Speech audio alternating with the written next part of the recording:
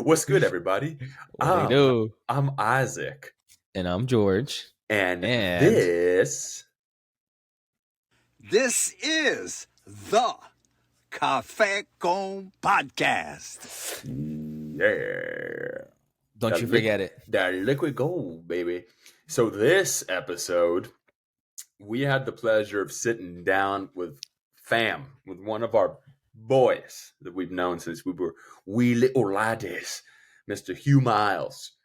And it was a fun one. You'll see the banter back and forth is just kind of like we're sitting in one of our parents' backyards, kicking it the way that we used to. We laugh a lot. We talk a lot about Hugh's journey in terms of how he got to where he is. I see a trend with all of our episodes. It's all about how people get to where they are. And Hugh's resiliency, his determination, his sort of mindset to walk onto the UF football team and how he translated football to where he is to today and all the things that it taught him. It was just a really great episode. I mean, again, I feel fired up whenever we leave certain things, but I specifically love talking to people that we've known for a long time because they start to reveal things that you wouldn't expect. And, you know, it's nice to see the path and the stepping stones in between that path of where it took them and where they are today. So we're immensely proud of them. Yeah. Great guy. And Hugh Anthony Miles III. The Reverend. And for those of y'all, what? Third, right? I think he's the second. The second. Yeah, I think he's the second. But anyways, George and Hugh also have a collaboration, KTLO. Go get that NFT for y'all, KTLO. And link in bio. Yeah, link in bio. And they frequent a lot of your favorite spots in Miami. If you want to go and listen to some good music, both of them, go and check it out. Yeah. Love y'all. Thank you guys again for listening. Grab your. Since you mentioned that, we're actually going to be probably the first announcement. We haven't even thrown out the flyer, but might as well do it here. We're actually going to be DJing on the 28th in Brickell, so just be on the lookout for the flyer for that, guys. It's going to be a long set. It's going to be fun, a very proper venue. I don't want to give the name away yet until the flyer drops, but it's going to be fun. Okay, when is it? When did you say it was going to be? This month, the 28th. To Friday. Okay. Let's do this the right way. Let's do this the right way. Wait, and you're gonna announce it after this sound. This summer.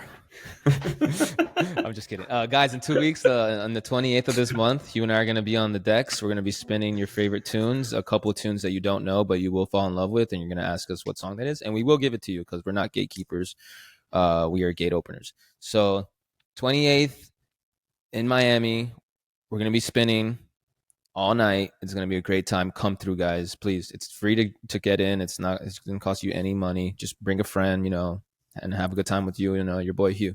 You're going to be saying, damn, son, where'd you get this? This is the Café Con Podcast. I was have a coffee too. Yeah, well, you can't start until you make one. I drank mine already. That's okay. Fake cheers.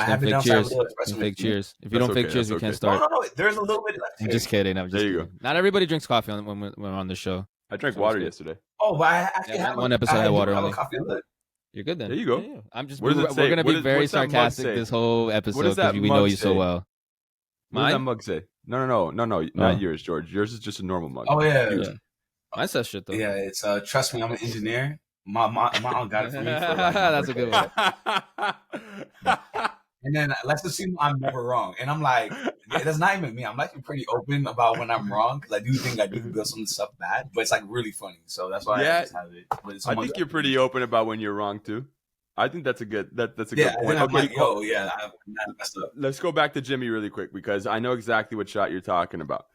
It's the shot where Kevin Harlan was like, Jimmy freaking Butler, and we all know he wanted to say the F word. He was like, Jimmy freaking Butler. We all know he wanted to say the F word there, and it was on the telecast. he hit that shot. And that's when we're like went in and out, whatever. But that's when Jimmy turned around and gave the wink to the bench because that's exactly. Yes. I thought that too, bro. He was like, "Oh, yes, this is that shot that I missed last year. I am missing again. I'm not missing again. I'm not." It's a mindset, bro. Yeah, Caleb Martin. I think- I listened to all of the post game interviews yesterday, and What a Caleb game. Martin, he had 25 points yesterday. Same thing. They put Robert Williams on him. They didn't want to say too much, but he felt disrespected, right? And he said when he found out that they were going to play Boston, immediately, and I love what he said. He goes, I rewired my brain to start projecting what happened last year, to see how they were switching on me, to see what shots I was going to have. So in his mind, he was visualizing what was going to happen already and making the shot. So he's ready when it comes to him. He's ready. That's being methodical, man. And I think we've been very much more methodical than them. They just thought their talent could take them wherever they wanted to go, and that's not the case. And I think Coach Spo is just having his masterclass this playoffs. He's really that guy's really like he's got to take a bow after this playoffs because I think he's had a huge spotlight. You know, like he had Dwayne Wade, he had LeBron, now he's got Jimmy, but he's like, this is not the best team I've ever had, but it's probably one of the most cohesive, so I might as well take advantage with the game plan wise. What were you gonna say, Hugh? Also, what? Can you hear us, Hugh? Can you guys hear me? Yeah, you just lagged up. I can't see. You just lagged up. Yeah, we could hear you. You can hear now. Bro, I'm very sorry. Can you hear us? I was gonna. Dang, I kind of forgot my. Yeah, I can hear you guys. I'm trying to remember the thought I had when because George was talking, and then kind of buzzed out, and then like Jimmy. I was like trying to make George finish talking. Yeah, the visualization, Caleb Martin's visualization, and how, No, all right. No, I think I remember. I was basically gonna say, like, bro, people always forget those, like, that part of, like, I guess, like, more the mental aspect of just, like, vengeance, bro. That's a real thing, bro. I don't care what no one says, dog. Like, if you tell me I lost to this person and I'm getting another op, you're configured and how you're processing that moment is way different, bro. So, like, even the attitude and probably how they came into that playoff, how they even think about the next season, because they knew they were supposed to be at the finals, you know? Yeah. See where there's good lighting for me. Damn. Can you hear? Did you hear anything I said? Yeah, no, I heard everything. It's true, but I just turned on this light just to see if Vengeance can go a long way, man. And it's like, it is personal, but at the same time, it's not, because whoever is in that situation that did you like that, and now you got to come and get yours in a sports sports manner. It's personal. It is, but you get what I'm saying, though? It's more serious. so of like, it's not because you're the person that did it to me. It's because you did it to me. So it's like, I got to come back and get mine. I got to even it out now. You know what I'm saying? Like, no, but it just represents that moment again. You didn't get the same op again. Retribution. It's same op. Retribution. I'm just saying, if it would have been Philly, that all this with Philly, it would have, like what Conor McGregor says when he's like, when I get into the cage, I go cold, and the person I'm fighting, I can't see their face. Like I forget what they look like. You know what I'm saying? So it's like the vengeance is the act that happened upon you, not about so much who did it. Yeah, fair enough. Because even if it wasn't Celtics, we probably would have came with some. We're coming with some vengeance since the start of the playoffs. I would say. I still think we would have beat Philly. I just know if it was the Celtics, I'm like not even worried, bro. I'm not even worried about this. It just adds that little to it. So I guess you're right. That's a personal aspect. You're right. I'm not even worried about this series at all, bro. At all. I'm like, even watching them, like, bro. I'm still worried. I'm still worried. Why are you worried? Because it's not over. Job's not done. It's not done, but job's not done. I get that, but what I'm just saying in terms of I know how they're tapped in. Like I know exactly what's going through all That's true. That's true. They're dialed in. They're dialed in. Bro, so this is the point I was gonna make, George. Before I didn't mean to interrupt you on the last one. No. But dog, them boys. I was watching the highlights. Them boys, Celtics went up on like a crazy like 25-2 run or something. Yeah, it was 25-2. It was 25-2. Crazy run. I was watching. I was like, oh wow, cool. And I know we won. I'm like, how the heck? I know. Did you watch the game or no? No, I didn't. But I'm watching the highlights. So I saw the 25-2 run. Yeah. Obviously, I knew we won. So I was like, we really be grinding out the runs. Yeah. And then the last fourth quarter, I think it was like 10 minutes. That last 9-2 run we had, done off. That's when we had them locked in, and there's no way you're gonna stop us, bro. Because like I said, them boys are so locked in and dialed in for what needs to be done. Like, bro, it's just so crazy to see, and it's actually beautiful to see. I actually love this, bro. Isaac, did you watch the game? All the work, all the things, bro, they've been cooking up on is manifesting itself right now, dog. It's what I mean, dude. I didn't watch the game, George. I watched some of it, like, because I was telling Hugh yesterday I went to like this playwrights festival our friends performing a monologue there, and I told them, yeah, some of it was good, the rest of it was. But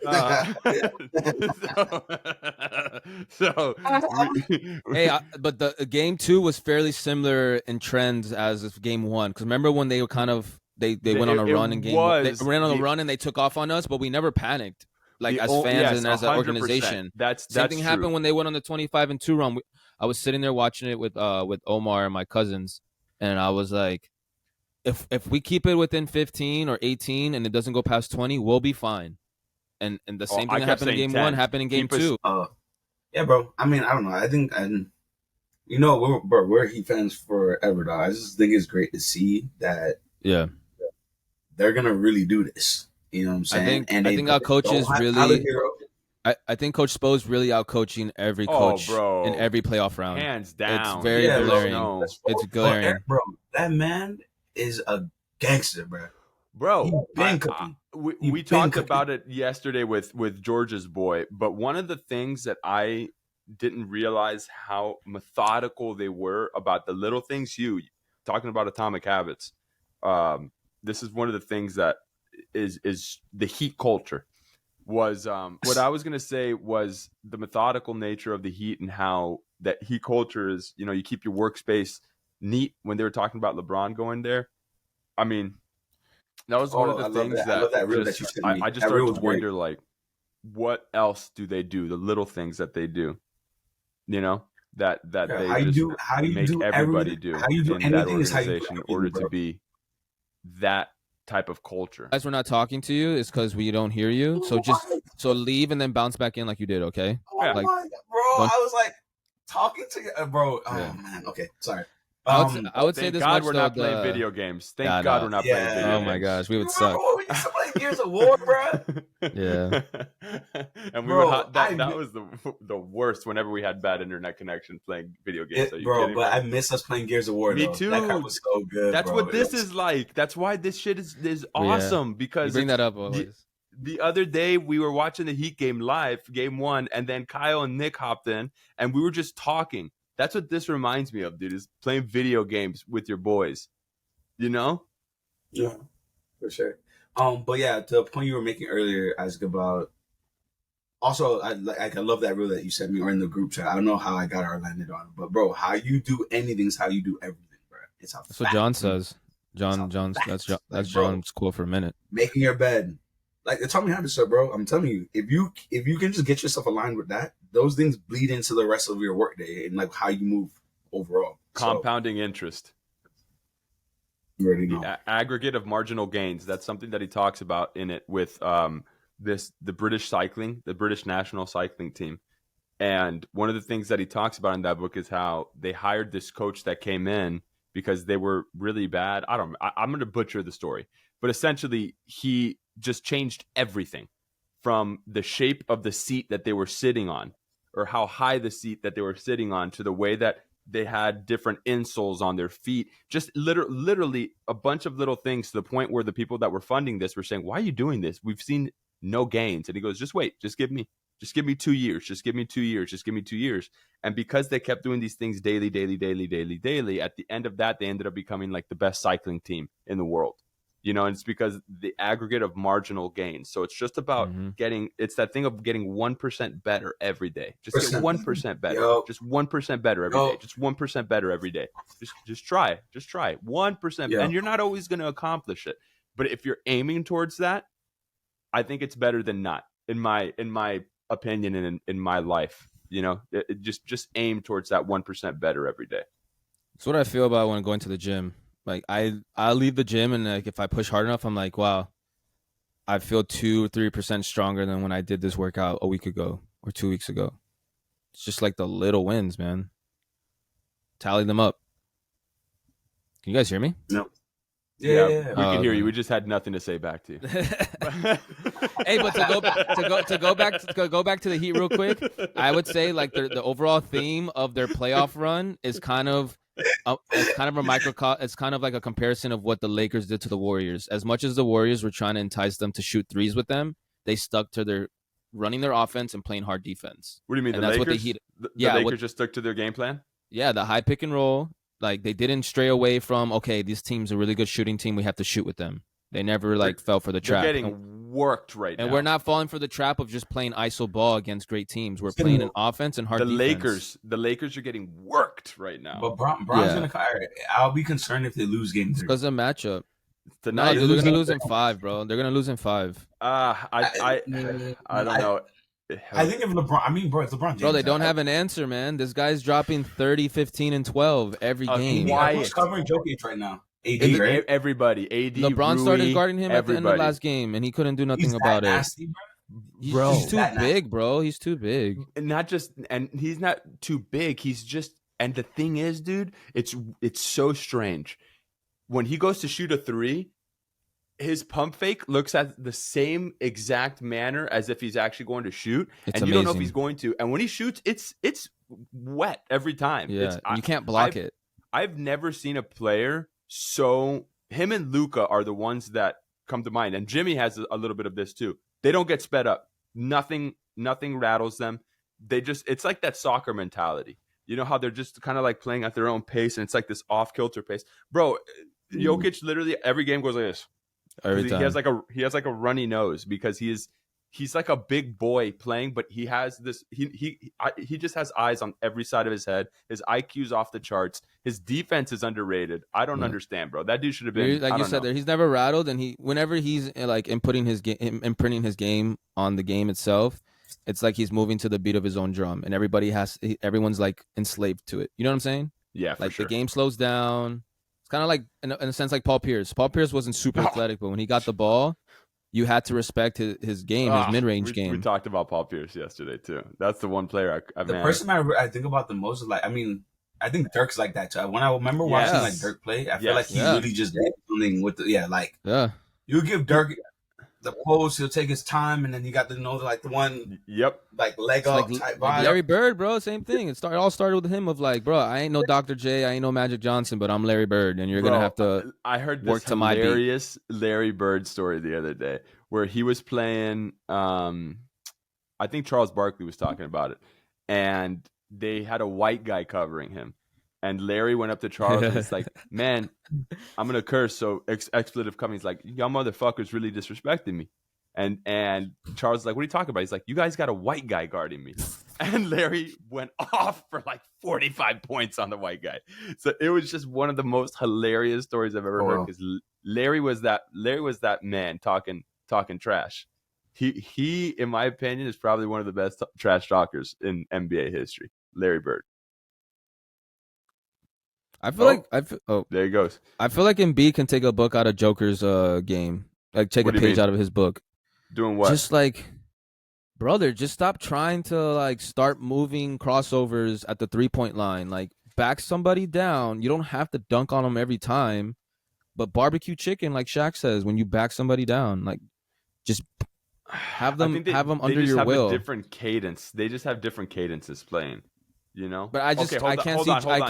Time out. I have to call timeout before we keep going into the weeds on this. I think it's important. We've already started recording a good amount of this. Let's talk a little bit about who Hugh is and why we even have him on. Because we get lost in the. We just slipped into that really quick. We just slipped this. So Hugh, actually, from your perspective, I'd like for you to describe how you know both of us and why are you here. All right, cool. I guess do I intro myself or why not? Your life, what you want people to know about you. Yeah, so and how you know us and connect it to us. Yeah, all right. But I'm like you're queuing me up for that. So I'll intro and then how I know both of you guys. Yeah. So yeah, my name is Hugh. Good friends of Isaac and George. I've known these guys since like we're best friends. 4K. We're best friends.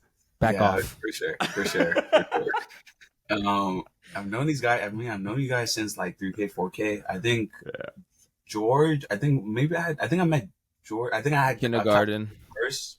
I guess we're all together, bro. Because recess. You guys got to our school when you guys were 3 in preschool. I got there in kindergarten. So like a year or two after. But yeah, bro, we just been homies since, dog. From egging people's houses. Hey. Allegedly, what are you talking about? That was great. No, it's true. We did it. Oh, yeah, We did it. Just kidding. Just That's kidding. Bro, we already, George, we already like We committed got caught and already. fessed up. We paid. Yeah, We paid the. yeah, We paid the. yeah. We paid got the. caught, We bro, paid the toll like, already for that. It's We paid the not toll like already for that. We said our that's stories. a great story, actually. I don't know if you remember, like heard the story of like when I love how he said I that. think Chinea's like, Yeah. bro, but Shout out Chineas. me and George, Yeah. George slept over my crib, and George, I wish we would have held out though, because I think it would have been a gangster situation. Because my mom, but you know, my mom's like, oh, just you got to do the right thing. You need to go tell them. And they were like telling my mom they were gonna call the cops or something. I was like, bro, I don't think they're gonna do anything. I think they just like talk crap.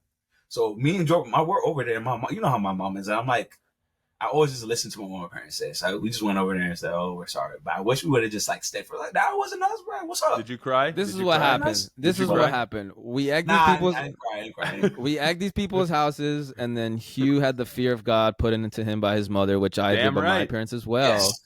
So when she approached Yes. him about it, he 100%. couldn't help but to tell the truth and snitch on us, which I've done in my life plenty of times. I've snitched on myself when my parents asked me if I'd done something wrong. Bro. I have a Yeah. story about George Michael snitching that So, got me in yeah. trouble. Exactly. right. So like, That I'm not saying George it to like Michael throw you under the bus. I'm snitched just saying on we've all been himself. under that bus. That Yeah. we've George Michael snitched on Oh, himself, that's a great and then story. I got screwed over. All right, I know, that was bad. That was bad. That's what this That's a episode is great- gonna be. That episode. More of the So- story, and more of the story, just fade into darkness like Nick did for that situation. You don't get it. What did Nick do? I don't know. I don't know. He what came you're with us talking and egged the place out, and then he was like, and then like when it came to like having to like, yeah, and we did it in his car. Yo, yeah. He faded into darkness with it, bro. He dealt with no retribution. He dealt with no Bro, retribution. yeah, dog. Shout out to Nick for that. That was slide too. But the thing was, bro, is like I'm kind of done. We shouldn't have done Kathy's house. She lives across the street, bro. We should just done someone's house that's like not a Bro, good. we That's were somebody stupid that's- kids, man. We were just some stupid kids. You should No, have done someone's crib that like lived in we another wouldn't have known neighborhood. it's us. Yeah, Yeah, Yeah, like we and did we did the it to most someone we obvious- liked too, which made no sense. I It was just know, the heat of the that- moment. It was the heat of the moment. We were just like, it was convenient. Yeah, you we're know? like Sorry, before Kathy. coming home from a party. Sorry, Bro, like, Kathy. we're like, oh, We love you, we're at Kathy. someone's house. Yeah, shout out So, to Kathy. that was so random why we did that, bro. We were just so impulsive Bored, in that dog. moment. So impulsive I in the can moment. tell you, you were high schoolers.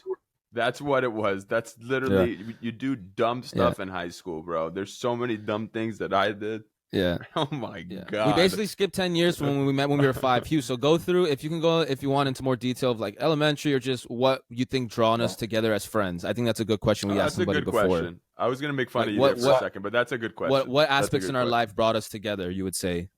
Yeah, so like obviously I've known you guys like my entire life. I think from George's perspective, I think me and you've always had a bond around sports, more specifically soccer and the music. I think me and you've always connected on that level where like Mm-hmm. just playing. I'm more like bro, we were on the same soccer team growing up. Learned a lot from you just from like a music standpoint and the influences and sounds you've been creating and stuff like that. Isaac, I think is more video games, anime, like nerd, like the nerdy stuff, more Nerd shit. geek vibes. Yeah, like the thing I remember. All right, so let me like preface like my 2 favorite stories about like you guys that like kind of will culminate how we got brought together. Me and George, the soccer game that you invited me to randomly on a Saturday that we played in junior high. I wasn't even on the team, and then this came random know up about and the we story, won the Isaac? game. Like it was like one of my favorite. Remember Yeah, dog. vividly. And I think that's the Recording. I'm good back. culmination of like our Okay. relationship of how like Wait. our- Go back. I missed the story. Do you know I the didn't see story my at all? story. Do you know the story at all or no? About I know in 7th grade Hugh wasn't on the squad and like you guys needed somebody else to play on a Saturday or something, and he went and Yeah, played on so the we were JV at the- team, right? it Yeah, was we're before at like a vacation break, like Thanksgiving or whatever. So a lot of people were already so a out bunch of people town. were out. They left like Friday or Thursday. It was after school in the overhang, like on a Thursday or Friday. And the next day we didn't have school. And we were missing a couple guys. And I was like, Hugh, you want to come play, bro? Like he hit his growth spurt. He was fast. He was athletic. And then, yeah, dude, I gave him my cleats. I used my sister's cleats and we balled out. Man scored like 3 goals. Yeah, and It you know was all wild. 3 goals and all assisted by you. And I Yeah, it for was sure nasty. It remember was that. And then ridiculous. I remember the coaches like and the team like other players like, oh, are you gonna like keep playing? I'm like, Nah, bro. During that season, I was playing basketball, or like I Yeah. wasn't playing. I was gonna train for football. It's like one of the just like. I think it was basketball because in the same season, but you guys didn't have a game because it was like vacation. Like, it was like vacation down. period. Yeah, it was like a vacation period. So I think that do we keep talking or we just wait for Isaac? You keep talking, and then if he's like, "Hey, what did you guys say?" We'll repeat it, or he's coming back in. Shout out to the overhang at Day Christian, bro. Yeah, great times there. I just passed by it on Palmetto, and am I speaking too loud? And No. Dude, they already broke ground. They it's like 10, it's like 5 feet higher of just gravel now. Bro, they're gonna start making the warehouses. It looks crazy, bro. It's everything's crazy. Everything's because removed. They leased out all that land, right? They sold it. Yeah, but like Amazon warehouses are gonna be there or something like that. But now they past breaking ground. They put like 10 feet high of 5 to 10 feet high of gravel. Yeah, it doesn't look anything the same anymore, man. Yeah, history we was have just the memories that we do. Bro, I was driving through 826 yesterday, and I looked over, and I almost like low-key almost crashed the car, staring at it. Me too, man. Yeah, it was scary, man. It was weird. Dude, mad. How they can just take away things like that in like physical form, like memories. Yeah, and then the last thing, my favorite story about Isaac, but it's like a long, like a running thing. Yeah, keep going. Lunchtime, all the lunchtimes you spend in your mom's room, bro, watching, like the game trailers or like GameTrailers.com, IMDb, on Wikipedia. That kind of reminds me of the Caleb Martin visualization thing, because Hugh and I talk about that a lot. This was after you had left, George. So for the listeners, we have like this group of friends that we've just been friends pretty much all of our lives. And we've consistently stayed friends all of our lives. And Hugh and I were the only ones that stayed at the school that we all met at. And so this was like 10th grade, I would say. And so we would like spend every lunchtime in my mom was a choir teacher at the school, and we would go into her office and just watch a bunch of game trailers, IMDb. We'd look up things that we were curious about online. And it was really cool because back then we even talked about the things that we're doing now, 14, 15 years later. I would talk about wanting to be an actor. And if I could do that, I would always say, man, I could do that. I know I could do that.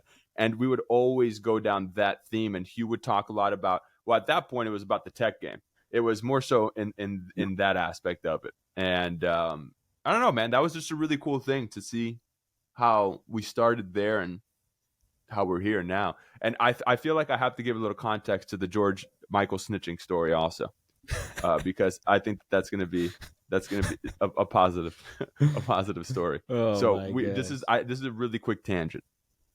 George Michael, we were I think juniors in high school, and we all had our cars and stuff or whatever. And my parents were out sleeping on my dad's boat, and and George Michael was supposed to sleep over my crib that night, but there was this huge there were these rents that were being thrown at Fontainebleau, right? And there were some people, there's some girls that we were interested in at that point. So I wasn't going to stay at my crib. George Michael told his parents he was staying at my crib. I told my parents I was staying at my buddy Alan's crib. So, but we both knew we were going to go to this party, right? Little did we know that our parents were going to talk to each other. That's where things got bad. So we both go to this party. I see George Michael there. I see him leaving. I dap him up. I'm like, "What's good, dog? Oh, we're supposed to be at my house. Good sleepover." We thought we were so slick in Miami Beach.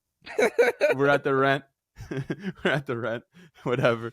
And I see my mom is like blowing up my phone. So I just didn't answer because it was late already. It was like midnight. So I tell my boy, I'm like, "Hey, we should go back to your crib. Let's go back to your crib." So eventually we go back to his crib and we knock out. At 2 a.m, my buddy wakes me up and he's like, "Yo," and I go, "What's up?" He goes, "Your parents are outside." And I'm like, "What?" They were? Yeah, what? He was like, "Your parents are outside." And I'm like, "My parents are outside?" He goes, "Yeah." So I go to the front door and I'm literally like groggy-eyed. I was asleep. I was actually asleep.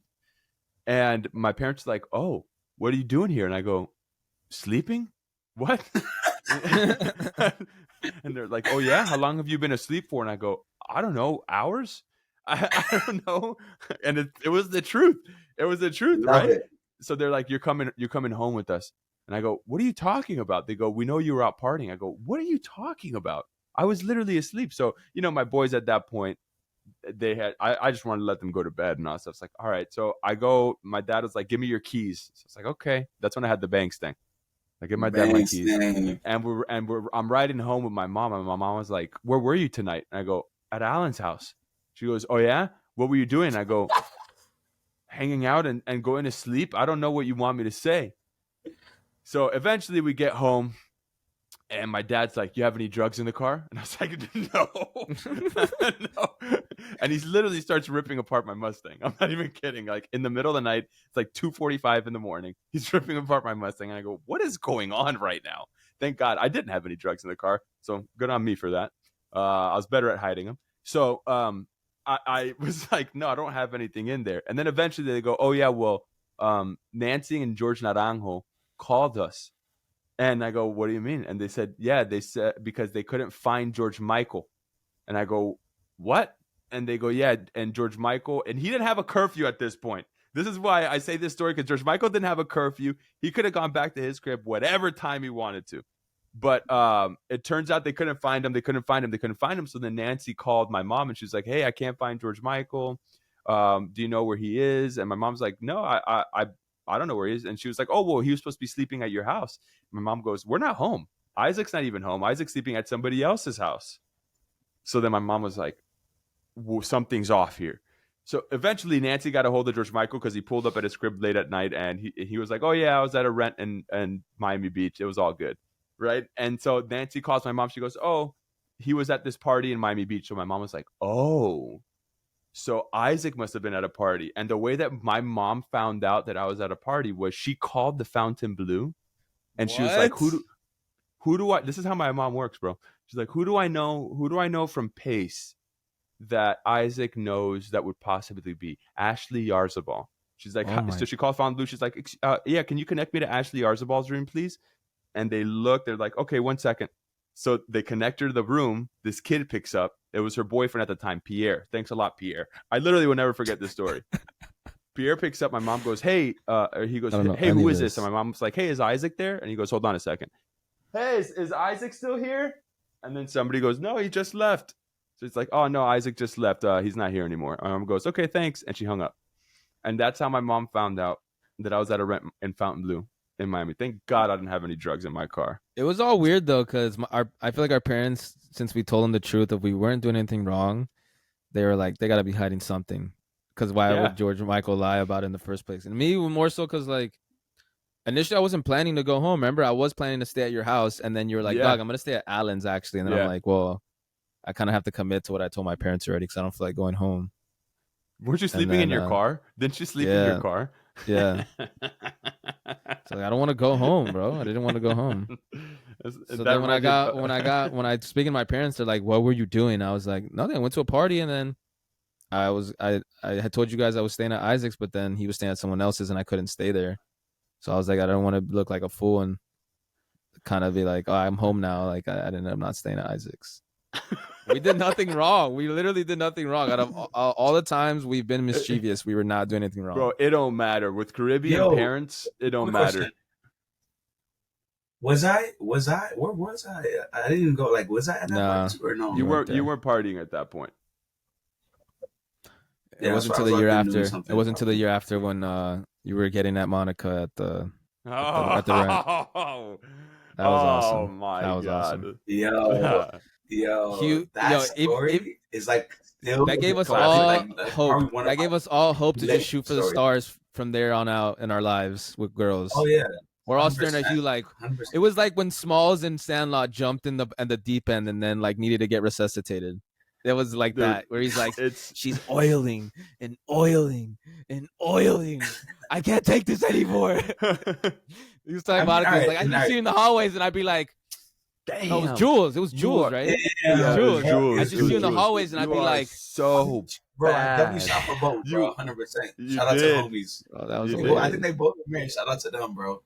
Jules is a mom now. God bless her. God bless her and her family. And I think Monica's married too. God bless them. That's awesome, bro. God bless them. It's funny too because once you get out of that small pond, you see that there's a lot more in the world. That's the other thing that I remember thinking. That was when I went to college. I was like, but dude, damn, up. But dude, that was nice. like at that point in time, from what I remember, I was still pretty like cookie cut, like not cookie. I don't want to say cookie cutter, but I was very just like Yeah, discipline. toast, like plain toast. Like I would just do everything for football, school, Yeah. not going out, and then out that night, like that senior year. That or was your junior year, coming when I out. started- That was your coming out. Then I Like, started to get around. I gotta and live. out. Yeah, all right. No, because bro, you know what's so funny, dog? I've been realizing more recently, like obviously, all right. First What thing, a perception's time. everything, right? So obviously, I have a perception of myself Mhm. and how I know and operate and move, and then also like you guys probably have perceptions of like who I am from like baby Hugh to crying. Like that's another great story. Crying like leaving your house to going to a rant and professing my love for probably the two hottest girls at our school at the time. To like I don't know, Hugh that's a software engineer and that's always building some random crap, right? So it's like really interesting at that point in time. What I remember, I thought I was like probably still like in my head, I was probably outgoing or like, but really I wasn't, bro. To be honest, like thinking about it now, I wasn't going outside. I wasn't doing much. But after that, like my senior year, then I think we started going outside and doing more stuff, you know? Yeah, Which is super yeah. interesting. I don't What remember about the perception? before. Yeah. Touch on the perception thing, because that's something that you and I talked about the last time I saw you. You were gonna go on a little tangent about your.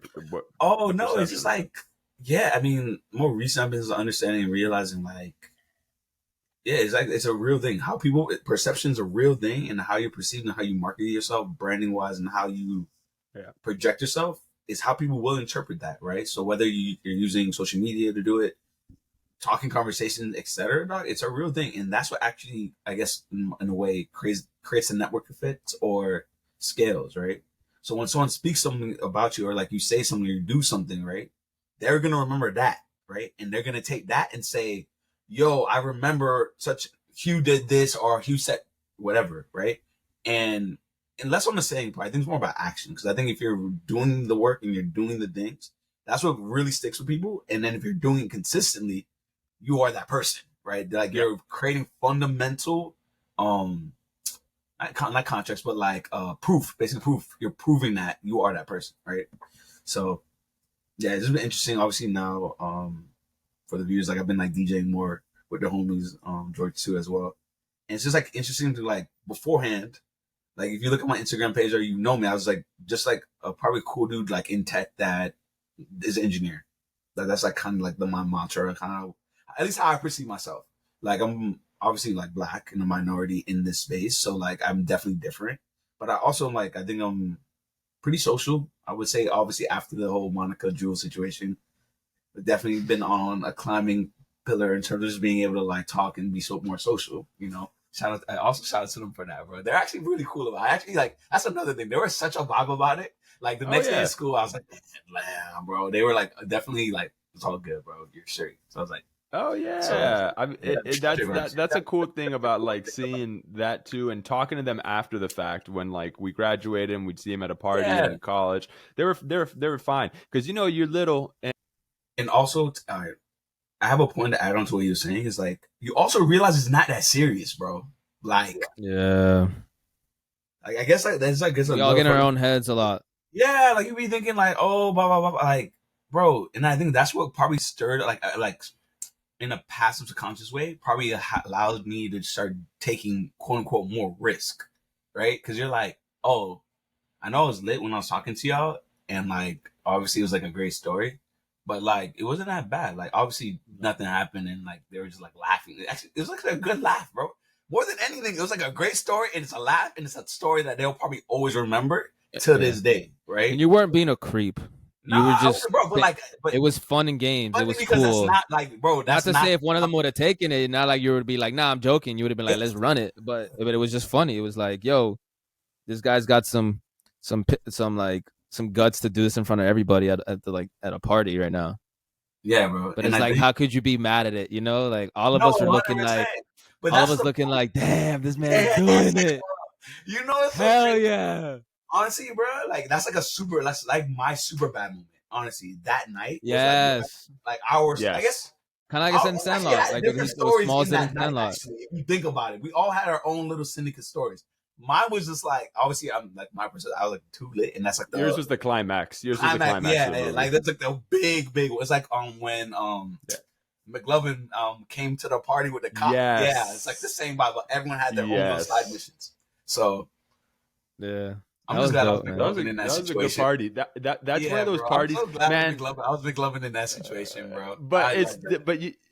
We think about our lives and we think about certain mile markers and memories, and that's for one of us. Like that's a memory. That night is a memory that all of us remember. You know, it's that was a wild time. That was the day when George Ramos was on one too. That day he just had a kid. George Damn, just bro. Congrats, George. Yeah, shout out to congrats. Baby boy. His name is Luca. Hey, that's a nice name. Yeah, bro. You better Luca. I know. I texted him and I was like, dude, you have a kid, dog? Big sexy as a dad?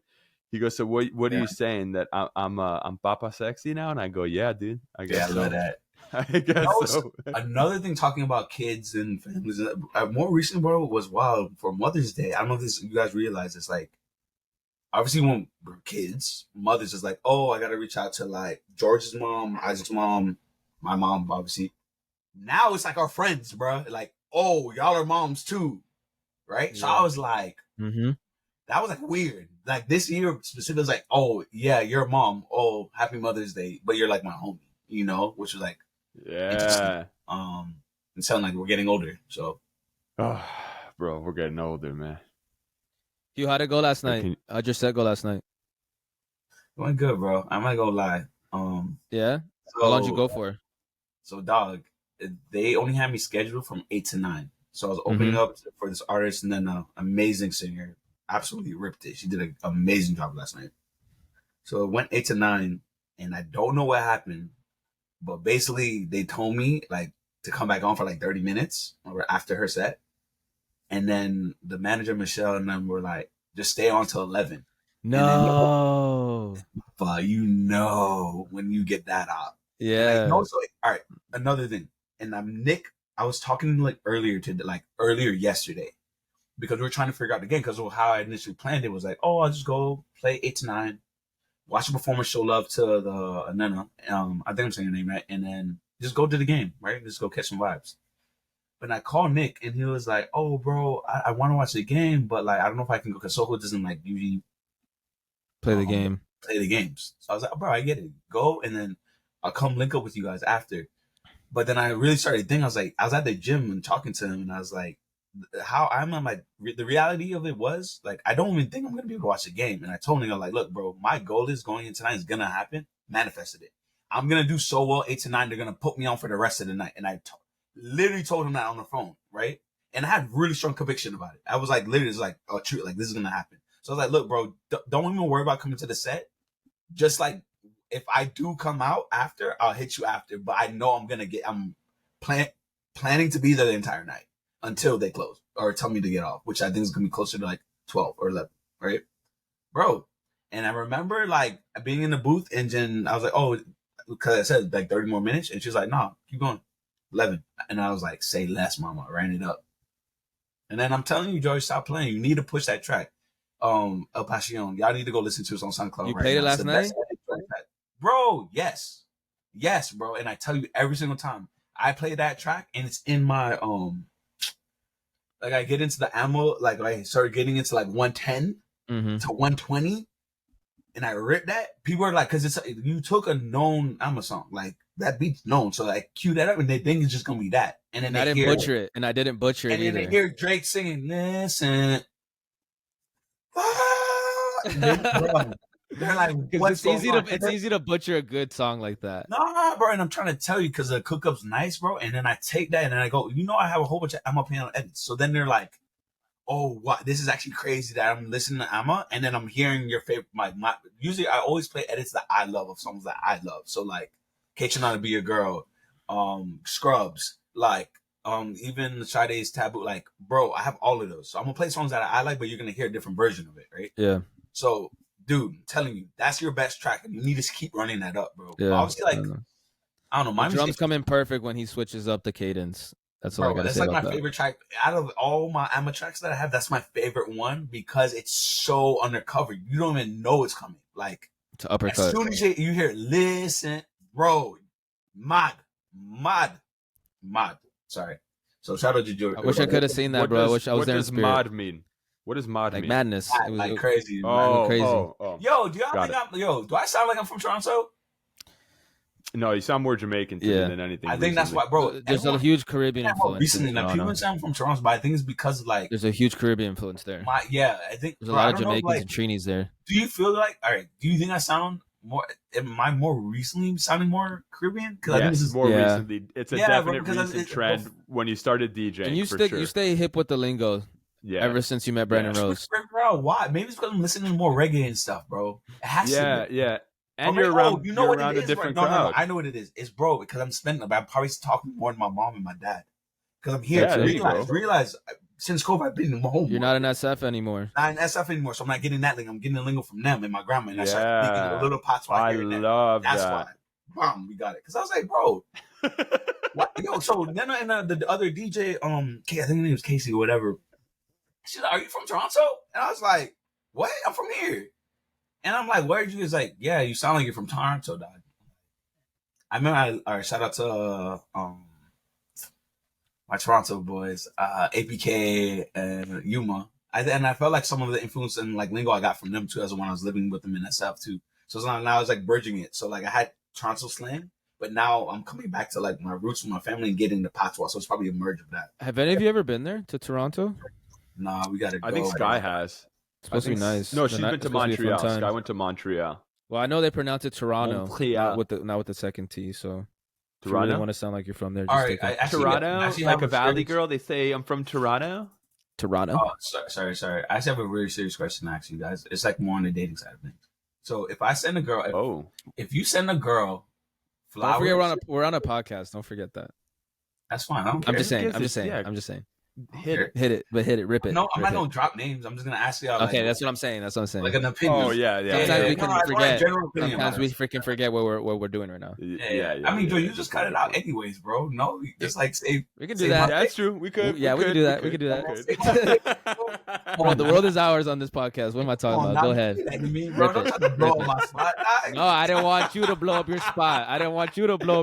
That's what I'm saying. I feel that. All right. This is Go all ahead, hypothetical, by the way. Do your thing. This is like something that actually came up in the gym when I was with John, and I'm like actually very curious. I'm like, your opinion. So, if you get a girl flowers, right? What emoji do you expect back on the thank you text? You send her an emoji flowers or real flowers? No, I sent hypothetically speaking. You send a girl flowers. Oh, yeah, it hasn't been done yet. No, you send her flowers. No, Like, if you do, You literally what send her would you flowers. expect back? What would you emoji expect? text Emoji, would like, you? okay, Yeah. you send a girl flowers. She's probably gonna tell you. Bro, I would hope the girl tells you thank you, right? I would think it's like a crying, like the little emoji where it's like thank you, like she's crying. These are so beautiful. Like heart maybe. Okay. Yeah, Go ahead. the emoji with like the 3 hearts and the blushing face. Like more than just one that's a emoji, good one, that's too. for sure. More than just one Definitely emoji, more that's than for one sure. emoji. Yeah. Sure. Because I've done that in the last couple months, and the person I sent it to, she definitely appreciated it and sent like. So Not You a sent bland- some flowers- bland- you not sent a some bland- flowers to a girl? This was months ago. So It's not anyone you guys know. would you take? All right. So would you look at that as a signal of whether she likes you or not? Like, so if she did, for instance, like, all right, Isaac the crying, because I think hearts is Mhm. standard. I would say, like, if you put the Yeah. hearts, like, that's pretty standard. Would you indicate that she likes you or no? Or she just For the hearts or appreciates the the flowers? crying? Either or. Like you said, hearts. No, you said crying. So like, would you indicate that she likes you? You can go to the gym. Come say hello. I would What's say the more game so set? like the next Yeah, time like you the meet game that set? girl. Hey! What's up, right? What's up? Good, mama. What's up, guys? What's What's good? going on, Ooh, Mister? I like the braids, Hugh. Thank you. I appreciate it. How you Hey, been? when are you gonna come get your surfboard? We're trying to throw that away, bro. Don't throw it away. At this point, I just want I to think keep you it guys so we like can laugh The keep about it decoration? Is it forever. decoration at this You point? should ask. I You don't know should. with You y'all. should. Hey, I Hugh, don't ask know. her the No. question that you just asked us. Let me get Scott. I'm gonna get Scott. Scott, I'm gonna get to you right now. I know what y'all doing. Sky, I have a question. So if a guy Can sends I? All right. you Can flowers, I? Wait. Can I? We can. Yes. Ask Sky that. But can I get on Sky and you Okay. about this right now? Because we're in the moment about this the surfboard. if a guy sends you flowers, Oh my Hold on, gosh, Hugh bro. Who's has- asking? Sky, What? tell him to stop talking. Tell him to stop talking. Okay, stop talking for 1 second. Go, Hugh. I think you like keeping the surfboard so you can antagonize me about it. Both of y'all. Both of y'all just want to have some crap to say to me about something. Like, Is it a yo, longboard? Is this a longboard? Yeah, I got a long. No, it's a short board, bro. It's like a 5-foot joint. But bro, Oh. I told George, I told Isaac and Sky, y'all can No, throw it away. he did. I just have to And then give now him they the come Oh, in- shit don't for throw it. that away. I'll use it when I go visit. Now I have more of a reason to visit. Let me get them, bro, because I'm sick of them. Because they keep antagonizing me about the board. Now I just like, yo, I want to sell it. And then now this guy's like, when are you gonna come? I'm like, bro, I told you to get rid of it, dog. I know. And I know Like, you guys are just making keeping Isaac deaf. to antagonize me, bro. And I love it. Keep going, bro. Keep going. One day when I Okay. come You know over, I love and when I you. say I'm just gonna throw it, I'm gonna hide it or throw it away, and then y'all gonna start crying. Why'd you? yeah, I Why am. did you get rid of the board? We got. Okay, let me ask the question. All right, So- go. Sorry. If a guy sends you flowers, what emoji would you send back to him in like a text? What emojis would you send back to him? Okay, but like, would it be? Is it like You're a guy? interested that you're interested in. It would probably be okay. You know the emoji that has the tears in the eyes, but it's smiling, Damn, and Isaac. it's like Okay, nice. I'd probably send that one, Isaac said and the same then thing. like the little like blushing one with the heart, That's what I said. and then Yeah. and then this one that goes like this with The- like the the heart heart hands? where it's the hands making the Oh, heart. okay. I didn't think about that. Was I it the love those. opposite of And- that, Hugh? Is that why you're if asking us? you weren't No, interested in the guy, what would you okay. send back? Yeah, I got If I the wasn't one that Sky interested in the said. guy, If you're getting multiple emojis, I would say the girl's interested. I got the one Right? Sky said. Yeah, you're good then. yeah, I think if someone sent me flowers that I wasn't interested in, Because so my thing is like I'd it's be always like, why the interesting. fuck did you send me flowers? Yeah, no, I think like, and that's what I was trying to figure out, bro. It's like, okay, Yeah, they can't hear us. for a guy you're not interested in, most of the time you would like be really like, why'd you send that, right? Like you want to communicate that I don't like you, right? I think so. Yeah, so you Yeah. probably wouldn't send any emojis, or you'd be like TY or something like that. That'd be like, that's actually drastic, right? Sky, wouldn't it be Yeah, kind I of think like if of like somebody sent me- Go ahead. Like thumbs up. Like if No. you gave me a thumbs up, I feel like the tagline for girls that are not interested, they Ooh, say thumbs up. they is say, bad. Yeah, Send you a that's that's thumbs so up. that's so sweet of you. Thank you. No emojis. yeah. I Those think hurt. that- Those hurt the that's what I most was when a gonna girl says you're say. so Yeah, sweet or you're so facts. nice. It's over. Facts. I don't know. I think if somebody sent me flowers and I wasn't interested in them, I think I would, obviously be like, thank you so much. That's really, really kind. Like lead with love for sure, but also be like, what the fuck? Yeah. Why? Yeah, but you wouldn't like. Make it You would very make sure it's clear clear. that That's I what I'm was saying. You would not- make sure it's clear that there's nothing going on here. Yeah. No emojis. Exactly. Okay. And with this, I am off to the gym. I love you. Ball out. Sky. Ball out, Sky. Ball out. Yo, tell Sky, bro. She cut out. When do you and her want to get smacked up in moniker by me and the gangster Willow? What's up, bro? What? What's moniker? What's moniker? You're not ready for that pressure, bro. What's moniker? It's just like how do I explain It's a it? game, Yeah, it's like a board. It's not a board game. It's like a card game. So basically, there's like like two Cards groups. Against Humanity or some vibes. No, it's like Right here. charades. Can Okay. you give me a glass of water, please, before you leave? It's like I basically have to There- charades with cards. Like, so yeah, right. It's like charades, but All right. All right. So monikers is you get each group gets like a bunch of cards, and then there's 3 rounds. So the first round, you're able to use your voice and you're able to use your hands. oh yeah.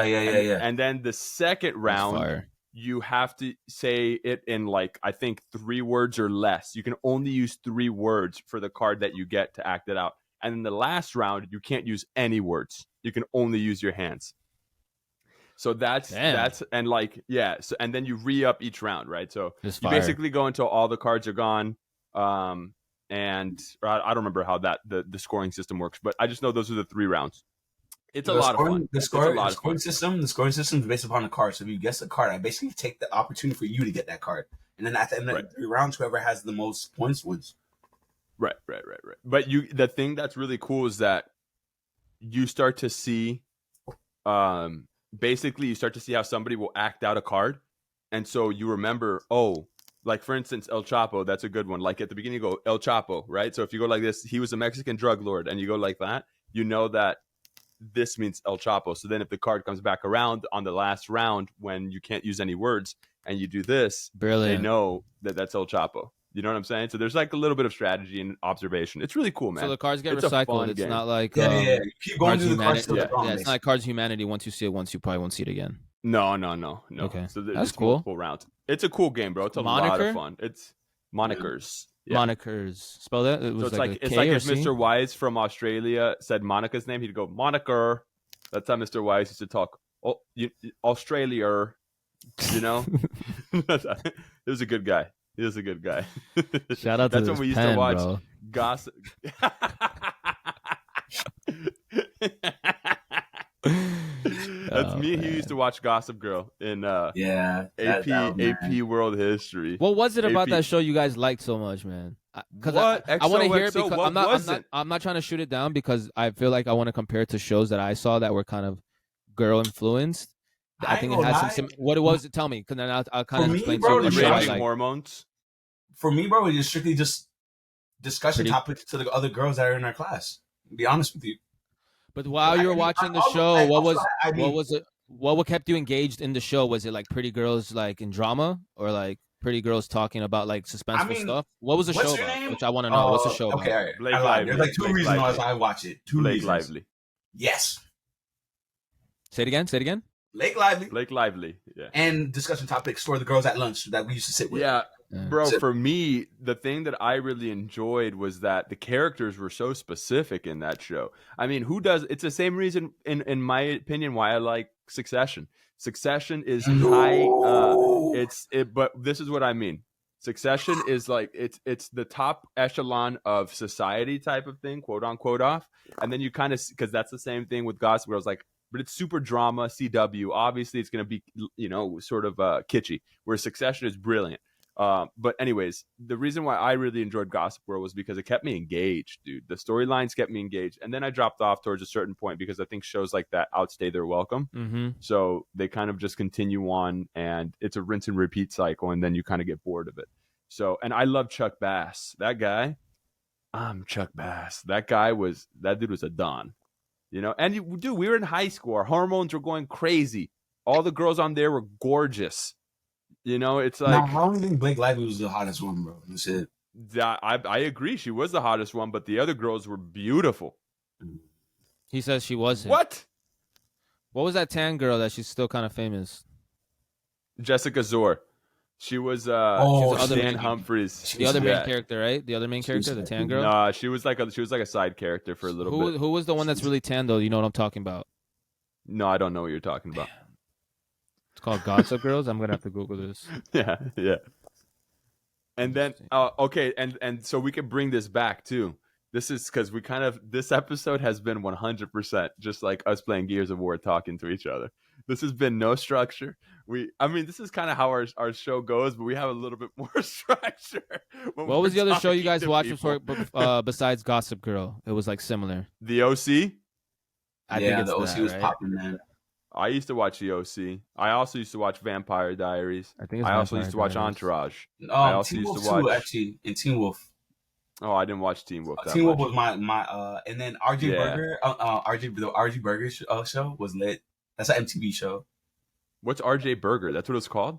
Nah, it's something that RJ Burger. No, I forgot, but it was actually a good show. And then Ned's Declassified. That's another show. But Ned's Yo, Declassified. they have their own podcast now, bruh. Let's have a joint episode, a crossover episode, Nah, baby. bro, Let's make this man. Marvel Cinematic Universe. Bro, that show was so good, and I don't know why they haven't done another one. That's something else that I want to get into. George and I have talked about this. We're going to start doing one-off episodes where it's just him and I, like for 30 minutes. But I eventually want to get into some segments too, where maybe we even get to talk to like about movies that we love, about sports, you know, where we live watch certain games and things like that. I think that this has a lot of opportunity for branches, you know, for little subsets of what this 100%. thing You is. feel me? You feel me? That's what I'm really looking forward to. So Hugh, actually, all right, bro, this is a good segue into you kind of talking about everything. How did you like? Something that I really enjoy about you is how much you've been able. My dad always talks about how the true measure of a man Bro, is I how many literally lifetimes he told can my cram into mom, one, and I'm so, sure that I'm butchering that. No, it's That's his one of my birthday. favorite She was quotes. asking for quotes. That quote, I don't know, told me through him, or he told me specifically. That quote has been with me since I've heard it. Like to this day, and I really just told my mom, I'm like, yo, like, you guys got another tag, like, oh, what? That's one quote. Like I will for sure take it to the grave, and I tell everybody like, yo, that quote has revolutionized like how I've been moving as a human. But yeah, keep going. Like Just a exactly what I golf wanted stream to have. of memories. A golf stream. I love it. I love that, bro. Cool. Shout You out guys to hear me Ben, now, right? baby. It's better we now. can hear you. All right, so let me just take this quick story, Isaac. Let me just say this story real quick, Isaac. Yeah, and then we no, can go back. for it. We have time. But it was leading into like doing like a lot of things. So Miss Scott's graduation, I told him like, oh bro, and I'm working on this now because I'm doing events in Miami and like photographers are expensive. So like I'm like, all right, bro, I'm just gonna take the ownership over this and start to learn this craft a little bit so I can at least like Photography? contribute. Yeah, just being able to go to an event and take photos, Yes. right? And I think I've learned through Johnson and the people at 2 Degrees, shout out 2 Degrees, how to actually do this, right? And like what kind of shots you would want, how do you want to like tell that story, right? So I meet one of his friends there, and then like I think Miss Scott obviously like anything, like we all big each other up to our like individual homies according like. So one of his friends was talking, and then she was like, "Oh, are you the Hugh? Are you the Hugh that works at Lyft and then does the DJing thing?" And I was like, "Yeah." And then she's like, "Oh, you're a photographer too?" I was like, "Oh yeah." And I was like thinking in my head, and she was like, I'm in my head, I'm like, "Oh damn, I actually did do all that stuff. Like I actually do all that. You can stuff, own that, right?" Yeah, like I actually am. I'm like, "Oh wow." And then she's like, "I feel like you've done a lot, bro." And I was like taking a back, but I was like taking a step back. I was like, "Yeah, bro, I've been doing a lot. Like I can say I've done a lot of different things, right?" And I thought it was like pretty cool, and like I didn't really think about it that way, but like it was just cool to hear from somebody else from like her perception of like me and what she's heard through Miss Scott, maybe other people, etc. Right? So I thought it was pretty cool. And then all right, so back to your point, Isaac, about the measure of man's life is how many lives he can cram into one. Yeah, that's what but exactly that story is a perfect sort of segue into the question that I had was you are 100% that person. I actually want to touch on that. That brings up another point. I remember Phoebe, the actress who plays Phoebe in Friends. I heard her talking one time, and she was saying how it took her a long time to take ownership over the fact that she was an actor. So people would ask her, "Oh, what do you do?" And she would say, "Oh, I'm an actor." And it was kind of like she was forgiving. She was giving this sort of forgiving tone, like I'm an actor, instead of saying I'm an actor. And that's something that I struggle with, and I've tried to build up in my life as well. Is the idea of, I'm here. This is what I do. This is who I am.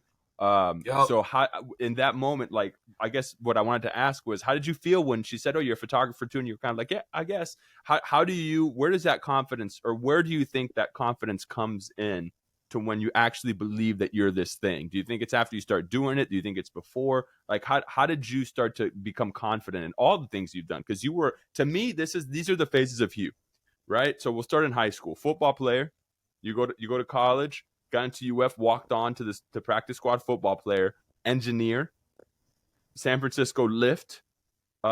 Then you went to the startup, right? Startup engineer, DJ. And now that's like, those are kind of like the phases in which if I could classify, right, those are kind of the phases that I've seen you go in your life. So talk about your confidence in those phases. I think it comes back to like kind of when we're making my perception here. I think it comes down to doing the work, dog. And I think that's where, I guess maybe because playing football and like putting in the work and just like doing things you need to do so you can be ready for a Friday night. I think it's always been instilled for me. And I mean, those same principles or actions or how I just process that applies to other stuff, right? So like, I'm not gonna show up to work as an engineer and not have my docs and my research done for whatever project or whatever research I have to do or whatever I have to learn, right? Like I gotta go figure it out and I come back and I put in that time and the effort. You do it enough times, like obviously I can start taking little shortcuts here and there because I've seen this before, I've done it before, right? And I think essentially that's where the confidence comes from. Is like I've practiced this probably 10 million times before you see this last product or when I actually gotta show up for it, right? Because I don't think you can go into a room or do anything without having the fundamentals. Segue, not another segue. I have one of Virgil's like artwork books. I have the fourth one, Yeah. and he has a visualization of like he basically told his team at one point in time to take all his like he gave them like a whole bunch of hard drives, phones, laptops, and archive all of that. And I think to this day, if you guys go on Canary Yellow, that's actually the archive of all the stuff that he's been working, like all the data he has or information or things he's been working on is on that site. So I think eventually I'm gonna do the same thing with myself, where like I'm gonna do it too. all the photos, all the pictures, all the things that like even text messages, right? Like combos me and George probably had early that we weren't thinking about. Just index them and have them as a log, just so you can go represent like or just go back to them. Hugh, think of how Bro. many Polaroids I have from like disposable cameras from all our trips. Yeah. They're like everywhere over there in the corner. Same vibes, bro. But Isaac, yeah, dog, if you want one, I don't know, bro. Like I could bring it to you next time. But like I would say, don't worry about it. We'll figure that out. Just because I'm gonna do a lot of research into that. But there's something that I wanted to bring up about what you were just saying. My mom sent me and Sky a picture of an essay assignment that we had to do when we were in the 10th grade. All right? My god, bro. And in that assignment, it was you talking to yourself. It was almost like a journal entry when you're 25. Yeah, so I think we were 15 at that point. Bro, in that essay, I literally wrote out, man, life is crazy. It was much better than this because you had to have structure, but it was along the lines of life is crazy. I'm living in Los Angeles. I'm an actor in Los Angeles. I've been out here for quite a few years. It's been, a grind. And then I go on to say, I've been nominated for MTV Movie Award. I've been nominated for an Oscar, even though I've never won it. I have won a Golden Globe. Like I wrote out so many things that I have done in my life, and that was something that blew my mind, was how the power of your words and that saying, be careful what you ask for, because you just might get it. And we talked about it with one of our previous guests on here about aiming past the target. So snipers in the U.S. military are trained not to hit the target. They're trained to hit behind their target. So you're not just aiming at your target, you're aiming past your target. So if there's something that I've learned a lot is to not be afraid to dream big and dream bigger than you think that you can accomplish. Because when you dream that large, you end up going past your target. And the things that you do manifest themselves by what you say you want to do. That's something that I've really learned throughout. Dude, this podcast has been, we talked about it yesterday. Even if nobody listens to it, it's been a blessing. This thing has taught me so many things from so many people that I really admire and respect. That was just something that was crazy. How you were talking about Virgil and how he collated everything and how he collected everything. I look at both of you. Bro, I look at George Michael. I remember when we were on that cruise and you talked about wanting to get into music and all of the catalog of music that you have right now, right? And how you guys have been consistently doing it and time passes. And now look at us. Yeah, now we got something to show for it. It's real, bro. Yeah, dog. Manifestation. I mean, I'm realizing it now. Like to like add to your point, like it's a real thing, bro. You say, all right, I mean, saying is one thing, but then if you're actually doing the actions, bro, it's going to happen.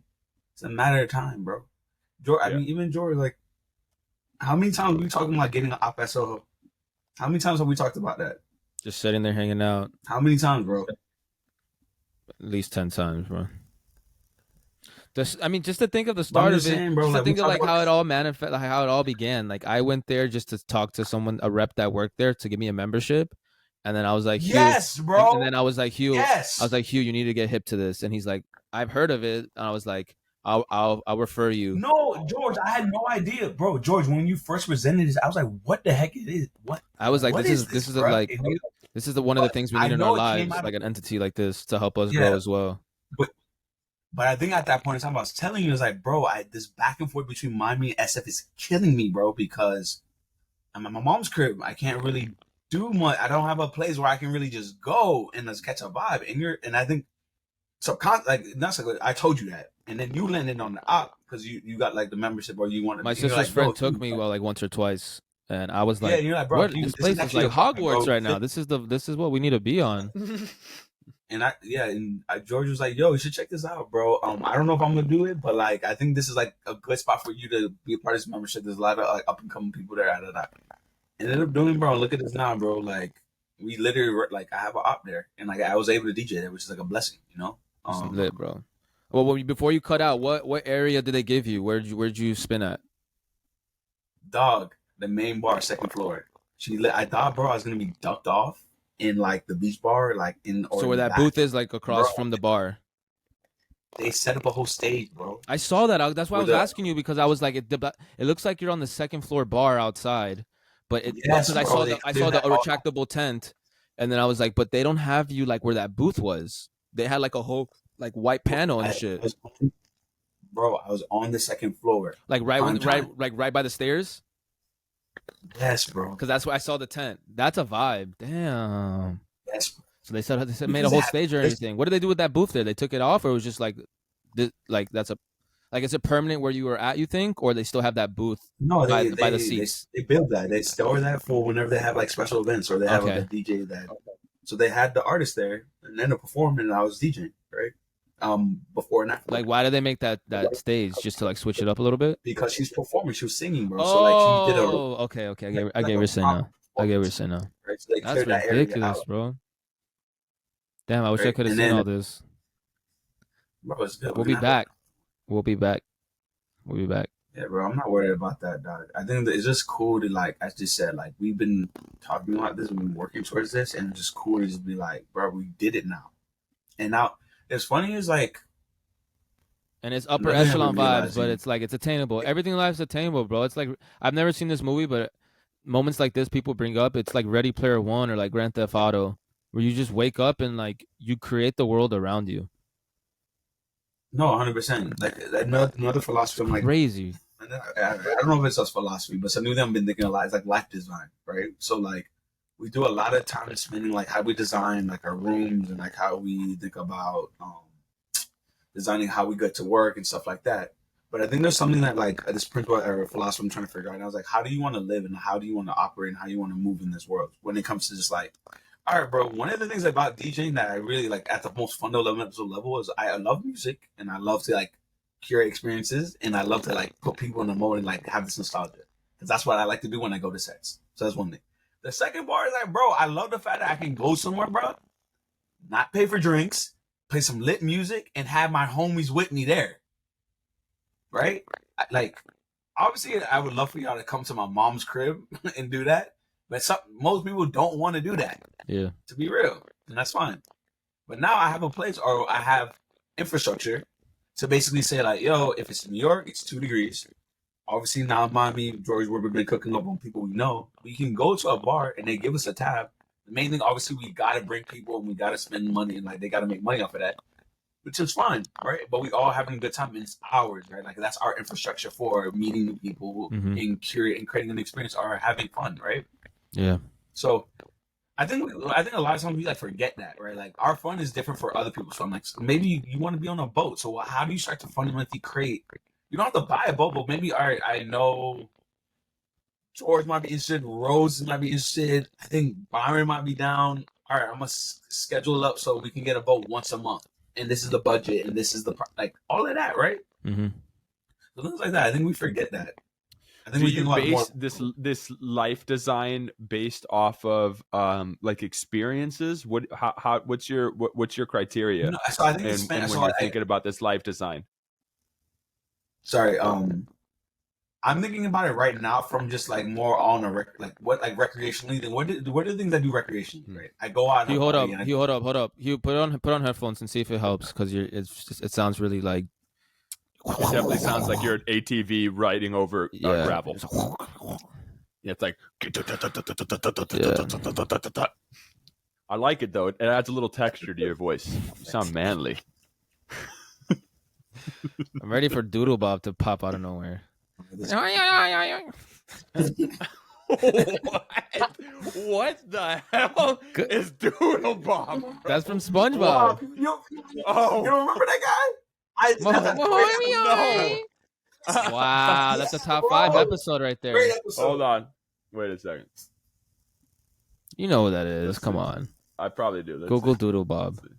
I'm gonna Google it right I don't remember what we were talking about before, but I did have a question for Hugh. How do you think we should further improve this whole scenario? And I mean, aside from the technical difficulties, obviously, what do you think is going to take to elevate us to the next level? Because man, people come on here and they just it's been a great platform for this. I've been trying to reach out to like local coffee shops and Facebook groups and things like this, but I want to like take this to the next level. I remember Doodle Bop, by the way. I'm looking at Doodle Bop right now. What to say? I don't necessarily have anything very specific. I think, I mean, we already talked about it. I think for you guys to take, you guys gotta have to be consistent, bro. Yeah. I think that, like, Fair enough. if you guys, I mean, we've talked about it already. Like, I think you just gotta keep bringing this vibe every, whatever amount of time you guys are doing it, bro, and just be consistent. You know, because we have the idea, even though it feels very abstract. I think maybe I would say it's like someone that's preparing like, for a marathon. You just got to have mileage under your belt. Yeah, that's all it is, man. Yeah, I think you guys will figure out in time, like how you guys might want to do certain things or whatnot. But I think overall, like the fact that y'all showing up and giving an opportunity for like us to link up and just like talk crap, I think is great. That's exactly it's it. Not really crap. It's actually pretty good stuff, actually. Well, there's nuggets in everything. I mean, I think one of the things that people have been resonating with, one of the things they've been resonating with a lot is the fact that they've said, we just feel like we're hanging out with you guys. And that's, I think, what we really wanted it to be is, I mean, look at George. He has Finding Nemo behind his head. So that's what we wanted to do, bro. It's just kind of like talk to people and just get to know people's experience. Oh, peace. He clearly doesn't want to talk to us anymore. Clearly is not fucking with us. I would say, and you brought it to my attention and I thought about it in the back of my head is, we're slowly adding structure to the episodes as we go, but we're not doing it so fast. An organic way. Yeah, we're not overdoing it. We're not doing it to where it starts to feel like a job or every time someone comes on. We're not like Lincoln's gonna subscribe and blah blah blah. You know, like we're still using our natural train of thought. We're not so much of we got to say this before we end and this before we start. Nah. And I'm sure that we'll get to a point where the structure kind of manifests itself because we've already talked about like before each episode we might do a little separate intro just so people kind of understand who we're talking to, what we end up talking about. So like for instance, for this episode, we'll go back later on. And we'll say, hey, guys, thanks for tuning in. Today we talked to our boy, Hugh Miles, and we cover everything from childhood to his journey and confidence in believing in who he is. Hope you guys enjoy. This episode kind of goes all over the place, but it was a lot of fun. And then we'll go into the episode. You know what I'm saying? Like we'll start to do certain structural things that come organically, just based off what people have told us, too. That's the other thing. Like Yanis told me, it'd be cool if you guys introduced who you were and who your guest was, because then we could get an idea of what's going to happen. I'm like, all right, because at first we were just thinking, let's just do the Joe Rogan thing where they just start talking and it just goes through. But we'll play around with it, bro. That's the other thing is that was something Sky was telling me. She goes, are you going to do 3 hours for every single episode you release? And I go, I don't know. I don't think so. But now we're just learning. We're just like going along and seeing what we can do, what we can't do, and just figure it out. I think the most important thing, which is what we talked about too, is I have removed expectation from taking the first step in something, because that's what stopped me a lot in my life is expecting something to happen before I even take the first step. So that was like this thing. I've removed like, I hope I get $10,000 a month from this thing. It's like, bro, you can't even get that if you don't take the first step, which was let's just record the first one. George, let's hop on Zoom. We hopped on Zoom. It was a shit show and it was awesome. Yeah, You I know, think, and from that yeah. it keeps going. yeah. I would say in my creative endeavors, I always have expectations. So if I would have had one for this one, it would have been very like a bitter taste in my mouth after that first episode, but it wasn't. Right. Because you I definitely think, stressed that bro. to me. Like, don't have expectations, bro. Let's just chat. Yeah, I think a lot of the times I don't like. I think we do. Most of the time, we always get. All right, so this is another thing I've been trying to work on too, as well. Is well, actually, no. I think I actually do really well at this, but I think I'm just being very like trying to nail this down specifically in terms of just like really loving the process and Yes. understanding what that process is. You know, I think like in general, I do feel like I love to work and do it with like be in that grind in the mud and figuring all this crap out. I do think that's naturally instinctively how I am, who I am as a person. Yeah. But I think now I'm trying to take a step of like, what are those specific things? Whether it's working out, like bro, I love working out, love. But now, all right, what workouts? And I think that's because I'm giving like, what workouts do you really love? And it's mostly like cleaning, squatting, benching, those things. But now even in DJing, like, what part of like the end result is me being on the stage, right? But what's the in between parts that you really love? One thing I really like been realizing, like, I actually love curating. And like just going throughout my day and being very toned in of like what I'm listening to and like bubbling it up, like crafting it up. And then when I feel like, oh, I have enough, that's when I drop like if you know the FM. It's not like a cadence. It's like whenever I feel I have enough, I just go do it. Mm-hmm. Which is getting right now what I'm realizing is like almost every 2 weeks I get enough music where I feel comfortable. I'm like, oh, I want to drop it, or I'll get inspired by somebody. So then like I see something and I just go record it. You know. Hugh, you brought up a point that as like it's kind of to piggyback off of what Isaac said about your phases of like what you have attached to your identity or what people know you for. Yeah. What I've seen from, being your friend is you seem very, like you said, you like to reverse engineer things. You like to see how things work. Like, yeah, you're more into software engineering, but I've seen you at times work with hardware as well and seeing how things work from the inside out. What is it about, you think, your personality or just your mindset of when you pick up a new endeavor or hobby? Are you just in general a curious person? Like what drives you to want to learn something new? Because you're a very DIY type of guy. Like it wasn't that long ago you were interested in asking me about DJing. And in my mind, initially is like, he ain't going to take it seriously because it takes a lot of time and effort and it's a lot of meticulous things that people don't realize behind the scenes.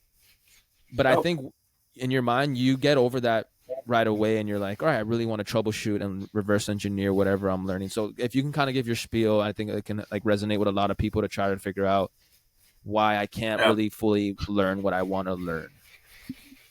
I think, all right, so I think taking a step back, I think it probably resonates mostly from my dad, bro. And I think it's just probably something that I've kind of been, but I'm not saying like I obviously speak on that.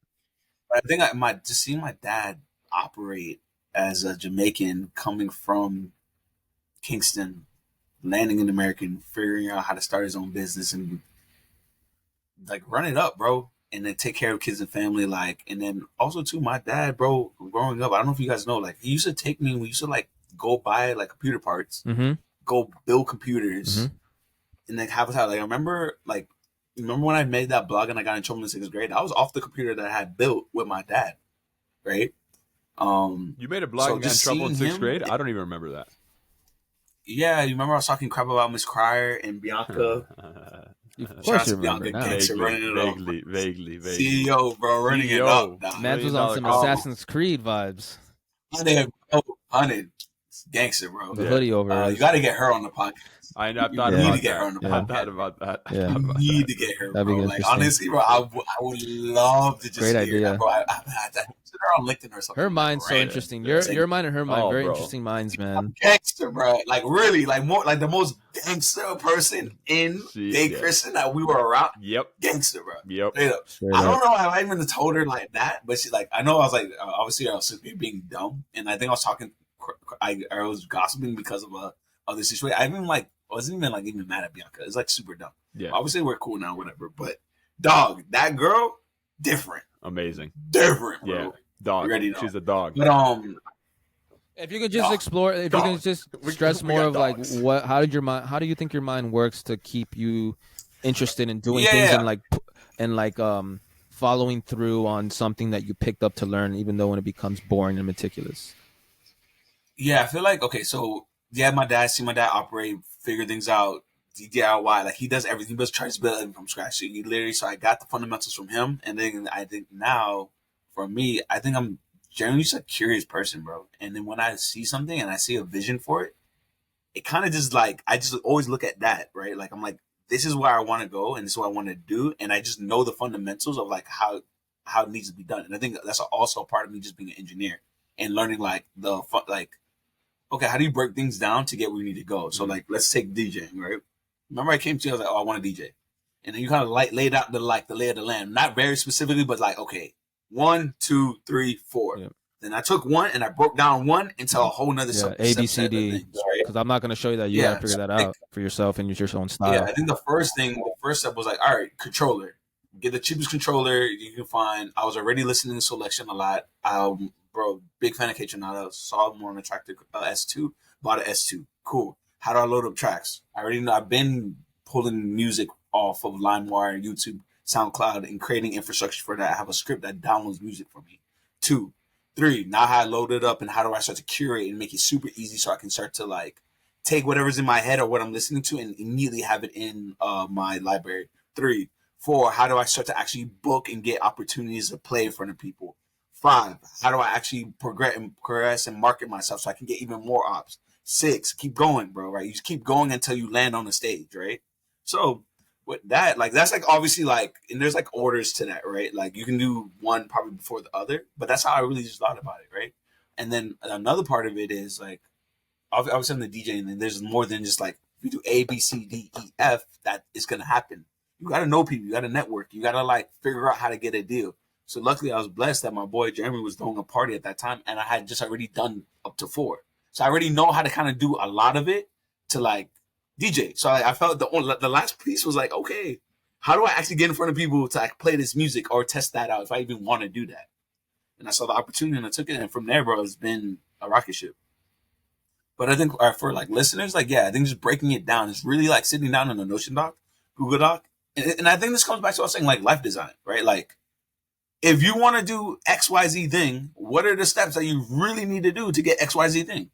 It could be driving a Lambo. It could be DJing in front of people. It could be a boat. It could be literally a trip to Kauai or whatever. Kauai?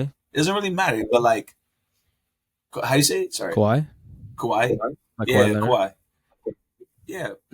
Yeah, I think so. You're actually right. But like breaking that down and then really keeping yourself accountable about those tasks. And I think easier said than done. But like you really just got to take yourself serious. If you're a serious person and you really want it, you're going to do the work, bro. You're going to do it. Has there ever been times where you pick up like an endeavor, hobby, and you realize I don't want it to do this that much, so like you drop it, or are you very selective to the point where that never really happens? I'm trying to think. I think I've always been, because I think for me also too, I lean more on my intuition. I think I've been really good about that. So when I feel like even with the DJing stuff, bro, right? Like when I saw it and I felt that way, I just did it, right?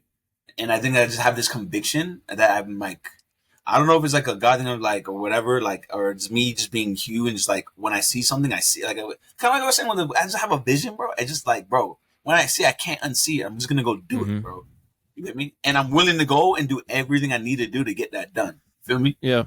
I feel like I can see why you don't, you say no to that answer. Cause since we were young, I would say we all as children were very impressionable, but we sooner or later found out a lot of things that we didn't want to do, and we were very selective of the things we wanted to do in that sense. Yeah.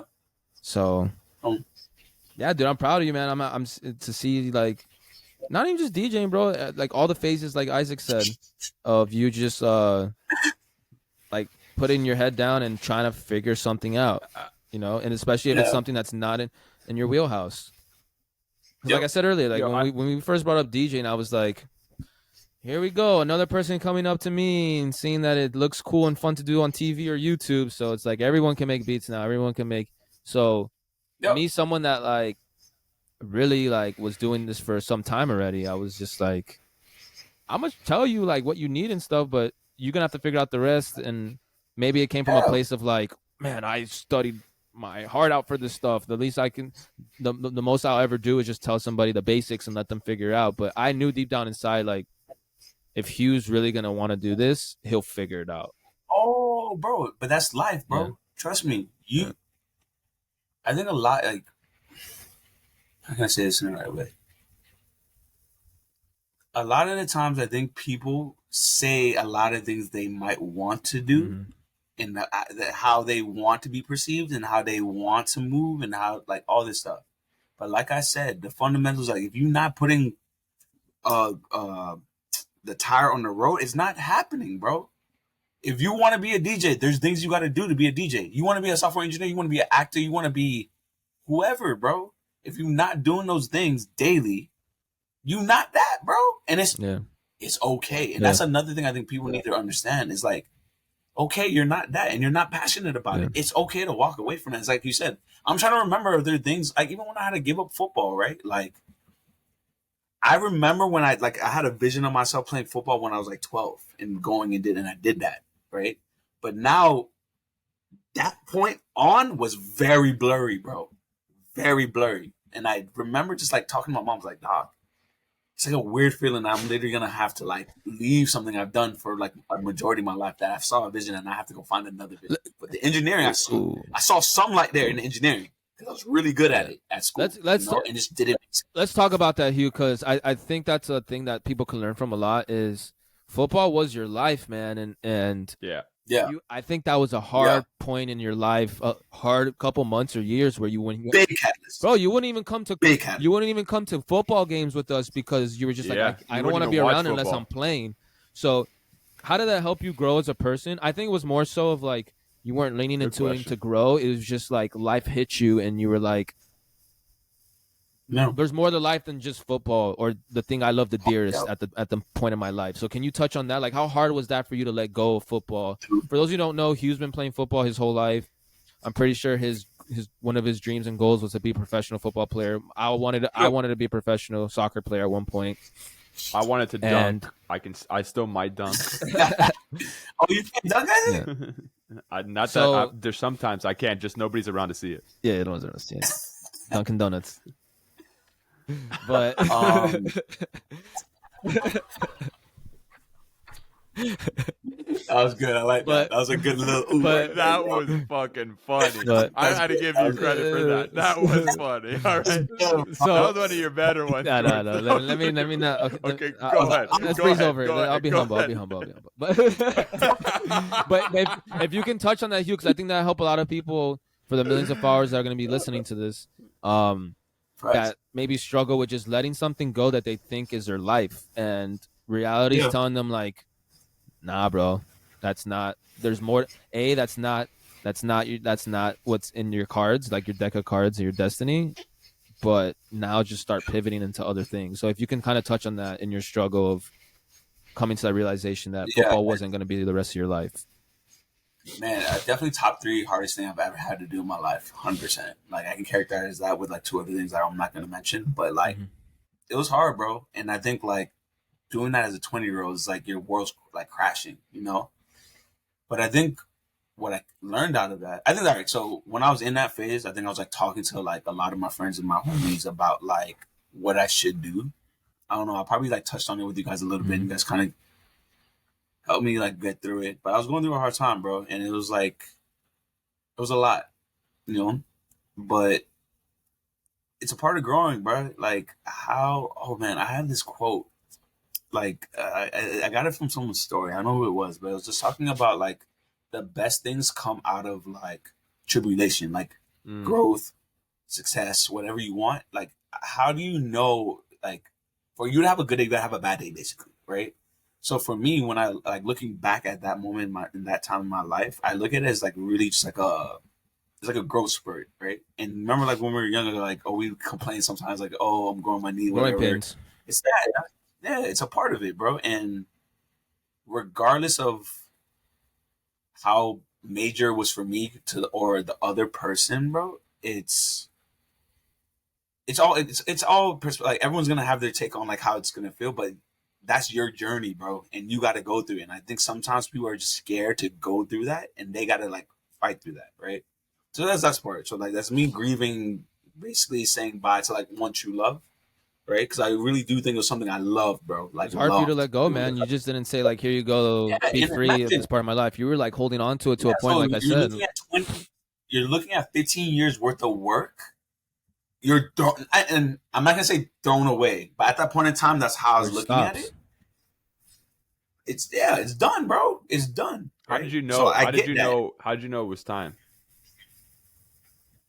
I got out of camp, so it kind of hit me like all right. So I remember. So we were in camp. I'm going into my sophomore year, junior year, something like that. So like I think I was a redshirt sophomore at the time. So going to camp, I think I was worried, bro. I was going dumb that entire year because I was like, bro, I'm at least gonna get on special teams, or I'm gonna do something on that. And I'm getting injured, right? And then like my shoulder's jacked, bro, like really bad. And I'm still practicing, I'm still doing stuff. And then you start to realize like, all right, your shoulder's jacked, you're not getting the ops or the opportunity you want to get. It's not feeling the same, but you're going so hard right now. So hard, bro. And then if you add the engineering stuff, I'm double timing with that. So like I'm literally having no life, no fun, no nothing. And then I'm not seeing this, like there's no fruit being yielded here in football, right? And you, like I said, you just gotta be like quite honest. Like, okay, like I said, 15-year-old Hugh knew he can probably play college football. College football Hugh now going to like, bro, you looking at numbers, looking probability, looking at where you're at now on the depth chart is like, this is not making sense. Do you want to keep doing this, bro? And you're going all out, literally all out. There's like dumb, probably the hardest I've ever worked from an athlete. Mental state of mind was in those like 3 years or 2 years, bro. You're Hands moving down. like a starter, I think huh? now I'm like, say what? So you were moving like a starter, like someone's scholarship, like you made it your job. Yeah, you have, made it bro. your life. No. I'm not gonna say it. You're moving like you're going harder than the starters. You're going 10x more than the starter. Yeah. The starters just low key chilling, right? Because they know they're working hard. They're doing what they got to do, but they're not really trying to fireproof anything. Yeah. They got the spot, right? So okay, rolling that back. So imagine all that, leaving that, going through that. But then after, I think the biggest thing I learned is like you can fall in love with something else, bro. And that's where like it hit me, bro. When I left that and started focusing more on engineering, bro, I got into a whole nother bag. And I was like, bro, this feels the same as football. But probably because I'm not getting my shoulder beat up, my knees don't hurt. And like, this is fun, right? So then you start to lean more into that. And then, bro, just like, then like I said, I have another vision. And I want to go to SF. I want to go work in big tech. I want to go. And that's what happened, right? And then now, bro, obviously engineering, I don't have to leave engineering because it's not, there's no like real time stamp on it. I could probably do this for the rest of my life, potentially. I actually don't want to stop coding. I mean, debating whether I want to go into upper management stuff. Probably will have to, depending on whether I come up with the idea or product that I might want to build. Obviously, then I have to start to like delegate stuff I can't do by myself, right? But then now, even with DJing, I'm falling in love with this now, right? So now, like, it's even better because I've gone through this. Let one thing go, fell in love over again. So I'm like seeing this happen, and then now I'm falling in love with some. Now I have two loves, right? Then maybe it might be a third or fourth, bro. And I just don't know. And maybe I do, probably, maybe, and I hope I don't, have to drop one of them. I might have to drop engineering to go really dive deep into something else. And it might not be even DJing. It might be something else, bro. Mm-hmm. Right? And I feel like I've always been an open person about, like, everything. Like, I don't necessarily, like, have any really expectations about who I'm supposed to be, right? Like, I know I'm Hugh. Like, as, like, a fun's like, oh, I like to eat Jamaican patties, drink ting, hang out with the boys, listen to K-Tornado. Chill with like, those are like the things. basic. Drink tea and chill with things. You don't know. I drank tea this morning. Elderberry tea. Nice. But like when it comes to like how I want to be. Wait, what's that? Is that like you? I just laughed at you. You're just nice. funny. But when it comes to things, you're like nice. Nice. Sorry, keep going. I was gonna say no, my bad. I was gonna say it's like, dude, it's like I'm just open to being whatever I need to be. Being a vessel, I know I'm like talking more on biblical terms, like God says you're a vessel. Where I truthfully believe, like if you're really okay with accepting that challenge, He'll take you where you need to go. You just gotta be convicted and go, bro. Go. Like certain things, bro, that's been happening to me, but I really feel like I'm walking in faith, bro. Like, that's awesome. Bro, Like really, some opportunities, some things that happen, I'm like, bro, this is God, bro. This is not me. This is God. But you still got to do the work, and that's why I think people like, oh, if I just stand around and no, the universe is not gonna just like lay it on you. You got to be fundamentally doing the work every day towards whatever you believe is right, and then from there you just like shift the ship wherever it needs to go, wherever it feels right, right.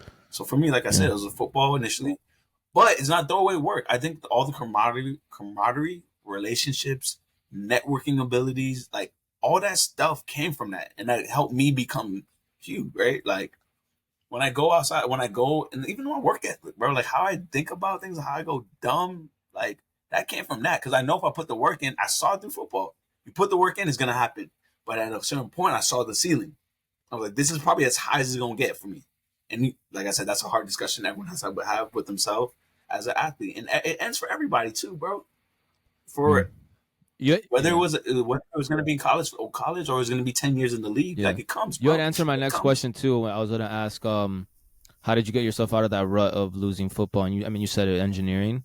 Yeah, luckily I had already seen another vision, right? But all right. So for people that might not have the next thing, I would challenge you to go try some random things. Go just try a whole bunch of crap. Yeah, I think that's your greatest talent, Hugh. I think your greatest talent is tapping into a mentality, and like not wavering.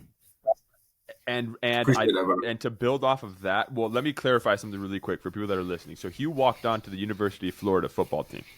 That's when he's talking about all this football stuff. He walked on to the UF football team, right? So that's why we're talking about college football and things like that. So that's just a little clarification on that. And then to even build off of what George Michael was saying, I think another one of your talents is tapping into that mentality, but recognizing also, I think it's an Achilles heel sometimes for you, being quite honest, is that you know how to tap into this thing where you go inside yourself and you see what you're curious about. Some people don't even know how to understand what they're curious about. Right? I was going to challenge people to also sit in silence sometimes. Sometimes you need to take your phone away. You need to not listen to a podcast. You need to not listen to music or listen to, you just need to like sometimes just be with yourself, kind of go back to the things that you're interested about. Like that's kind of how this thing spurred, I have a hard time doing that too, putting away my.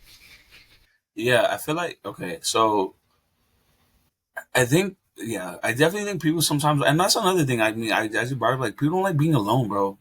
And I think, I mean, I don't know, bro. Like cleaning out the trash is a real thing, bro. Like really, really dealing with whatever trauma we might be going. Yeah, bro. I'm telling you, there's a catalog, bro, and you got to be able to go deal with that. And I think sometimes like that could block someone. It's like, oh, I don't want to go be by myself and go deal with this thing before I go take the next action, go find a new love or a new passion, right? So I don't know. I don't know if you I mean, I don't know.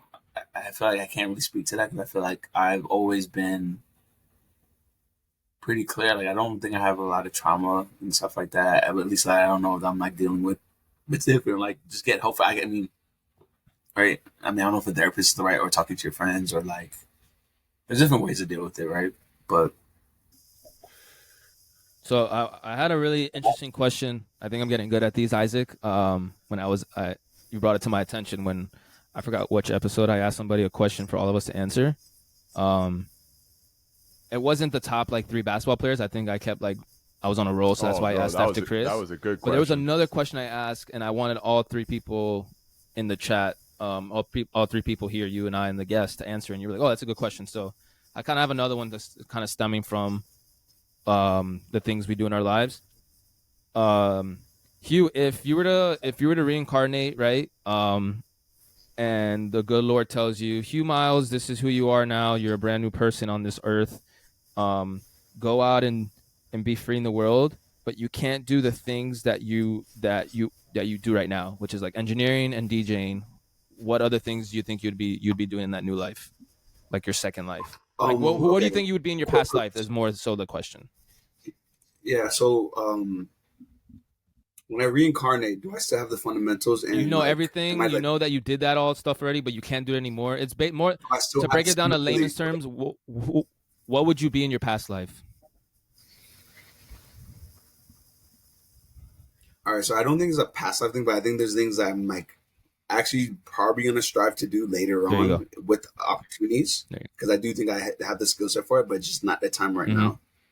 I think instead of being a DJ, I would have definitely been like more like an artist. Okay. Like DJ's an artist. Sorry, don't let me not. Yeah. Let me not. Don't limit yourself. Because it is an art. Yeah. I think, bro, even like you guys see this guitar in the back, bro. Like I got this guitar when I was in college, bro, and I think I'm still gonna probably pick it up and figure out how to like actually perform. Hey, I don't care if I get on the stage. I or have whatever. a guitar right here. You want to be accountable to each other because I need accountability to learn how to play a guitar. I'm down.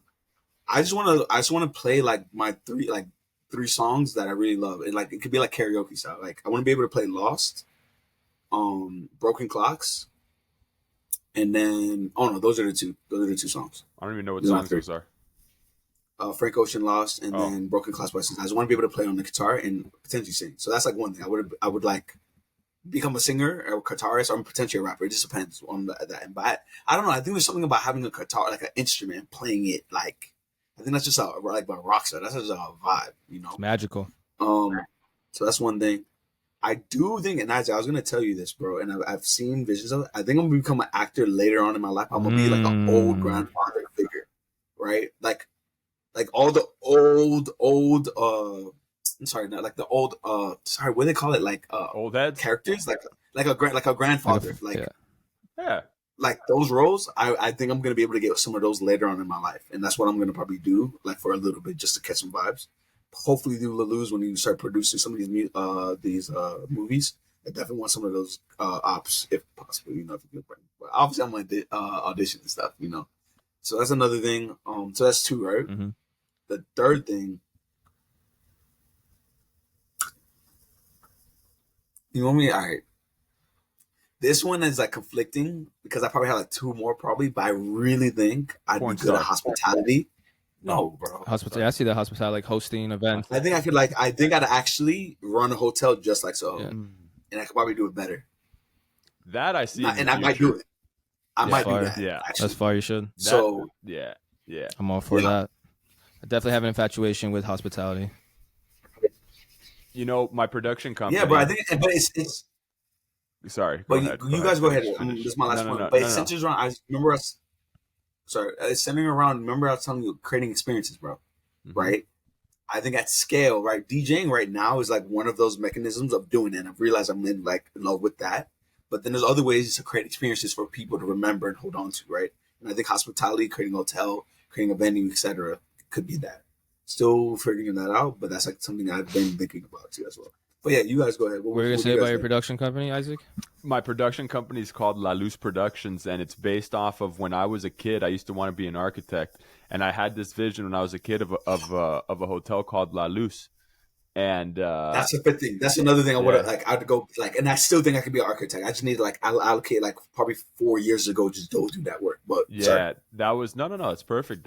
And I wanted to be an architect for a long time in my life, and my parents knew an architect because I used to love drawing when I was a kid.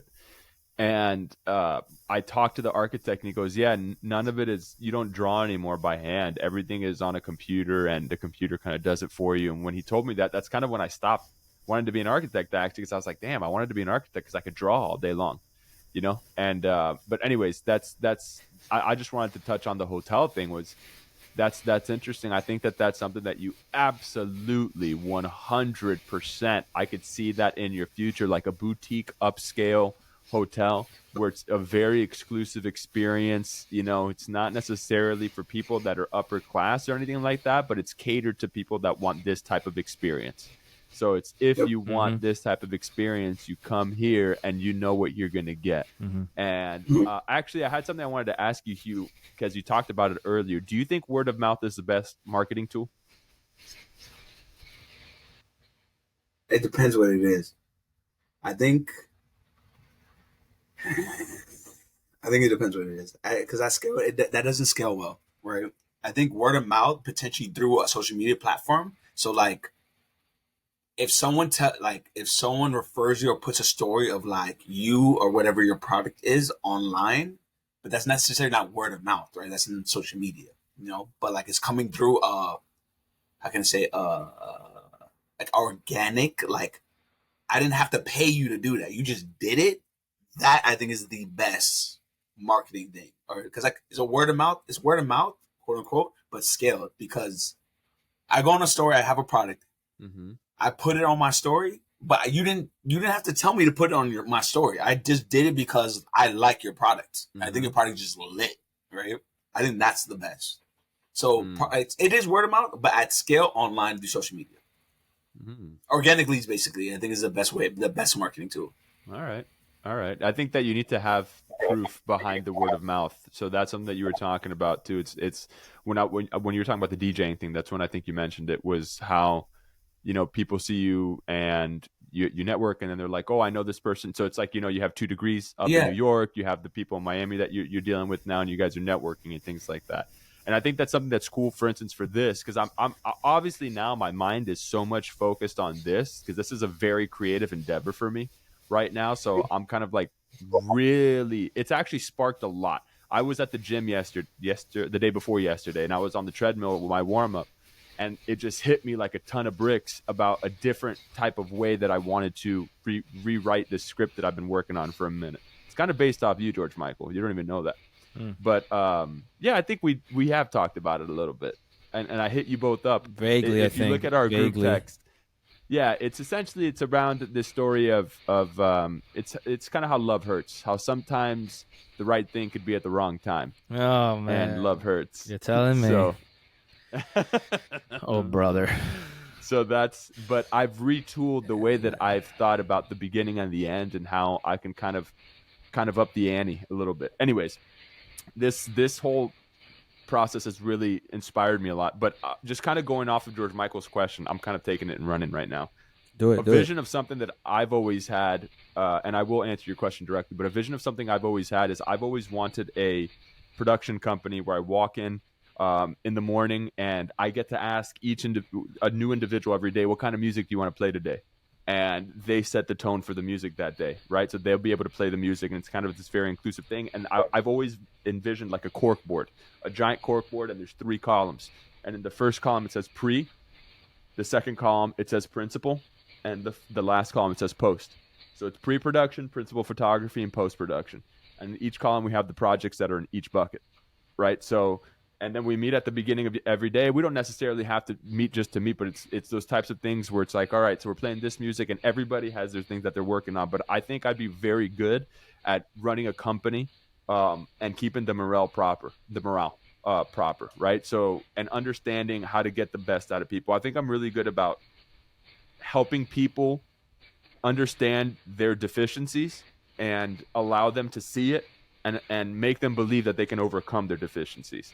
I think I have a good way of boosting people towards that place, right? But in order to do that, I still think I need a little more credibility to my name, which comes from the doing aspect of everything, which is what we've been talking about a lot of. You need to do, and if you do, you lead by example type of thing. So in another life, what would I have if the good Lord says you can go back knowing everything you know, and vice versa and all that good stuff? What would I do? I mean, one of the first things that came to my mind was like a teacher, to be honest. I think I'd be a pretty solid teacher, to be honest. I mean, I have a lot of teachers in my family, but I think that's one of the things, a teacher. An architect was a definite other one, like a builder, right? I'm fascinated by buildings. Mm-hmm. That's interesting you say teacher, because the reason why I say that is you've always been the last person that I would ever think of that would say something, and then you're like, if someone asks why, the last thing you would ever say is because I said so. Like, you're gonna explain things to people and have a conversation with people so both sides can grow. Definitely. Like you yearn for conversation. Love it. Love conversations. I had I heard Viola Davis talking one time, and she said something along the lines of something that's really important once you've reached the mountaintop is to go back down and to explain to other people what it's like up there and how to get there, right? To share advice. I really would love to be at the level in which I haven't, like Sky and I go back to UCF and talk to the film students every single year, or we try to, because it's really important for people to understand what the grind is like and the actual reality of it, and to help them in any way. And we always tell them, if there's anything that we can do to help you, please let us know. I really am yearning for the day that I have enough capital, social capital, career capital, to go back and to help kids and to help specifically people that are trying to pursue the same industry in terms of just helping them and moving forward. I think that's super important, what she said. But another thing that I think I would have loved to, or if I was in another life, I was gonna say like some sort of traveler, like a walking traveler, like a nomad or a monk, like monk vibes. I always used to say I would love to go to a monastery and live at the monastery for like a month just to see what it's like, because that fascinates me. Those people that are in solitude fascinate me. Isaac, would you say then you're very good at finding structure and like an open format of a new idea?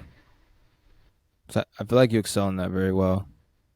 Yeah. Listen, the reason why I say that, so I can go on off a quick side thing, because one time when I was in Orlando, I went to a Tai Chi class because I thought the idea was really cool. But since it was so loose-sleeved and so free-flowing, I was like, I don't know if I can do this. There's no structure.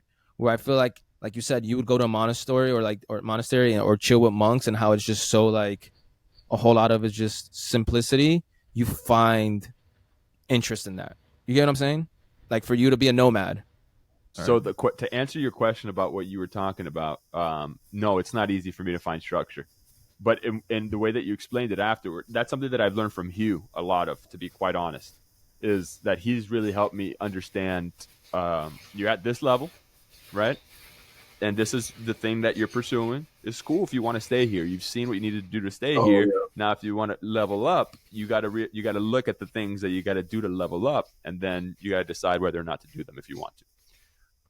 And I think that, for instance, the monastery thing, to further answer your question, that sounded like a fucking ghost just entered the chat. Dying. But to answer your question about the monastery, I just think that I'm able to very much go with the flow. And I learned this from my mom. My mom is a very empathetic person. So I can really feel the way that other people are doing things. And if they find it interesting, I'm okay with like kind of piggybacking and seeing how they find things interesting. And I find that interesting. I like to see things from other people's perspectives. I really enjoy that. I think that's where I like conversations. And that's sometimes where I get heated in conversations. However, I never take things personally to the point where I can't continue having a conversation. Like, for instance, I had this conversation with somebody the other day who her and I had differing opinions and just views on just the state of politics in the world. And I don't ever give my views on those types of things unless people ask me, just because I don't think that people necessarily take that in a progress way. So she asked me, and I gave her my honest opinion, and she didn't necessarily agree with it. And there was a couple other people at the table, and we went back and forth for, I would say, like the better part of 10 minutes. However, I was being quite frank and honest and open. And afterward, I asked the other people that were there individually, I was like, did I come across as bullish or antagonistic? And they said, absolutely not. And even the girl afterward, her and I, again, chopped it up, and we said that was a great talk. You know, we hugged each other. It was awesome. And they said, no, it wasn't antagonistic because you said what you thought. You had information to back up what you were saying, and you never once took it over the line, which to me, I think that that's something that's really important, is to be able to hear to see other people's experiences, so to speak. Right. Because I think that you can learn from anybody that you come in contact with. I really believe that. It's a fact. You know? So anyways, that was my long tangent to your question, George. What do you think you would be or would have been? Visual artist, drawing art. Yeah. Like actual, like a painter, a sketch artist? Yeah. Yeah. When I was younger, I said surfer. Because I just loved the beach. Yeah, I felt very one with the earth. As like I would watch the Jungle Book as a child, and I'm like, man, I feel like him. George, What? George, have you gone surfing? Yeah, bro? I have in Costa Rica when I was like in middle school, and I was in love, bro. I was like, I could do this. I could move here if I really wanted to. No, if you want, dude, I have a surfboard. So I mean, like, that's if why you I said want a don't sell surfboard, it. I got a surfboard. Don't sell it. I have more of a reason to go visit you guys. Surfing is one of the most therapeutic things I've ever done in my life. I want to do it. Hence, So those two, bro. If you're down, like I don't know, my wetsuit's supposed to be at your crib, but it's not there. We should get wetsuits. We can go, bro. No, it's not. You took it. You took that. I know for a fact you took that wetsuit. so I would say those two things, and then one thing which is kind of along the lines where Hugh said, like, I'll eventually do it later on in my life. A fashion designer. Like that's another men's and women's clothes. Like I have a lot of ideas saved and like archived on my phone. Where I would at least like make like pieces, not like mass appeal sales and stuff like that. Just more pieces for certain silhouettes, and in cohesion with that, maybe like a boutique store.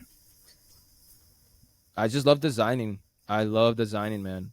Like I loved architecture when I was a child. It still inspires me in a musical format, which it sounds really weird, but we can go into detail that another time. But just designing, just like thinking of an idea and then making it a real thing. I think that I'm in love with that type of process. And just it's gonna sound superficial, but I love certain aesthetics, not because it like makes you look good, but it makes you feel like good. You know what I'm saying? Like it's very calming, like the wabi sabi, like interior designing aspects, and or like just very minimalistic. So I would say design and the aspect of fashion, and then like interior designing, which I get that from my mom. What's wabi sabi? I don't know what that is. What's wabi sabi? It's like I think it's a Japanese style of like feng shui in a home, but it's very minimalistic and very like meditation vibes. Bro, my cousin Alexis, speaking of that, she came into our crib and she looked at everything and she was like, you guys have really great pieces. You just need to move everything around. Can we just like move everything around? And Sky was like, yeah, let's do it. And so they drank a bottle of wine, not even kidding. They started drinking at like 11 a.m. They opened a bottle of wine one day when my cousin Alexis was staying with us, and they redid our entire house. And mostly what they did, they didn't buy a damn thing. They threw out so much stuff. My cousin moved things around, and our house, I think, yeah, Hugh, you came here when we got everything, or most of it. We've moved stuff even since you've been here.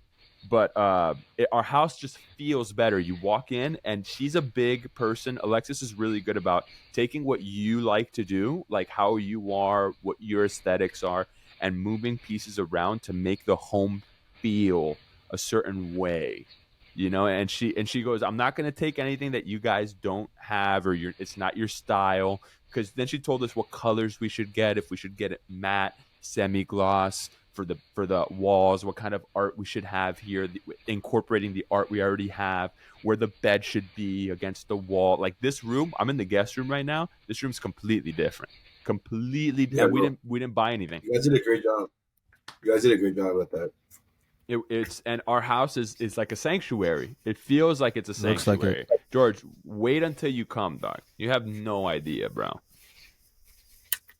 I mean, the last place you guys were at was very relaxing, but the pictures I've seen, the videos I've seen from this one, it's like very you're floating in the room. Like it's very light, like plants everywhere, simple. That's true. Like not overly complex. We got to do. I'm gonna be down in Miami, probably like in a week and a half. I'll be down there, so I want to come out to one of your. I've been dying to come out to one of you guys' things, man. That's something that I want to come. Next Thursday, actually. No, I'm not gonna be in Miami next Thursday. Are you guys gonna both be there for Rossi's birthday? Let me double check that. No, I have a set in New York. I should be on here the 10th. Cool. And that's gonna be wild. That's gonna be crazy. That's gonna be nuts. Oh man, bro, we've already done 2.5 hours. Yeah, man. I'm kind of getting hungry. I'm kind of getting hungry too. I think I'm gonna go eat. I think it's. But this is exactly the type of thing that keeps inspiring me, man. This is like, I just both of you. I wanted to say individually to both of you, I'm so proud of you guys. I love you both. Like you guys just continually. I think one of the biggest blessings that I've had in my life has been to have friends that continually push you and but at the same time, they don't make you feel like where you're at is not okay. But at the same time, where you're at is not okay, if that makes sense. And I think that's one of those things that's so vital. Just as men of a certain age growing up in this time, it's a really important thing to have the support system from your boys that it's makes you want to just keep going. And also the ability to just sit down and talk to each other like this is an invaluable experience to have. This is a huge blessing in the lives that we lead, and I'm just grateful for you both. So I want to say that before everything kind of goes to wherever we're going. Likewise, man. That I'm very grateful to be able to be living this experience. If we don't see each other the next time, when George Michael's a surfer and I'm a monk, and Hugh is a hotel tycoon, if we don't see each other next time, I'm grateful for this. I love it. for this experience that we've had. Yeah, y'all motivate me based funny. off just your actions alone. I would say, like, it's a blessing to have friends that have some level of ambition or just passions. Because I don't know what life would be without passion, man. Like passions, and it'd be a very dark mind. But we all got to write a script. Yeah. Whoa. We got to write a script. I mean, I'm constantly gonna bring up like your version of Entourage that you'll film like in 10 to 15 years from now. Yeah. Okay. Hugh, About our lives. Say you're grateful. I didn't mean to cut you off. You're grateful. Nah, you're good. I'm just grateful to have you guys in my life, bro. And I think it's, for me, what I've been realizing, just cool to say. Well, what I've been realizing I appreciate the most is a good come up, bro.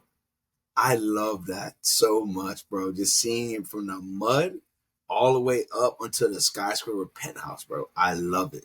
So I'm just grateful to have you guys in my life and get to see y'all come ups individually and our come ups together as an entity as well, bro. I know, and that's a crazy thing that we all have done. If we still got so much to go. I still feel like I haven't done anything in my life, which I don't ever kind of want to lose, but at the same time, I don't want to also lose the perspective and recognition of things we have done. But we all have done quite a bit of things, which is something that is foreign to a lot of groups collectively, right? Our group has done stuff, that's something that we all can be proud of.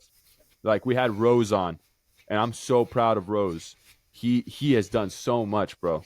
And it's something that it's not to the outside world. It's just knowing where we came from, where we are right now, and the people that we are, and that come up story, bro. The elevator is a beautiful thing. We're all sharing an elevator.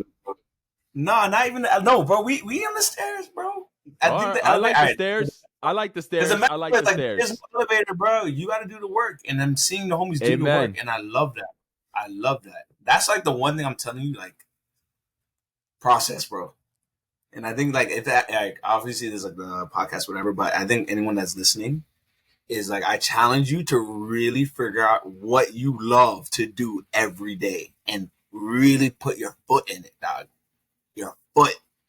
And then go from there, dog. Like, I think DJing, engineering, like, I do this daily, dog. Like, everything I'm working on is, bro, it's daily in my habits, what I'm working on, trying to get better at every day, because the time you stay stagnant and anything, obviously you fall off, right?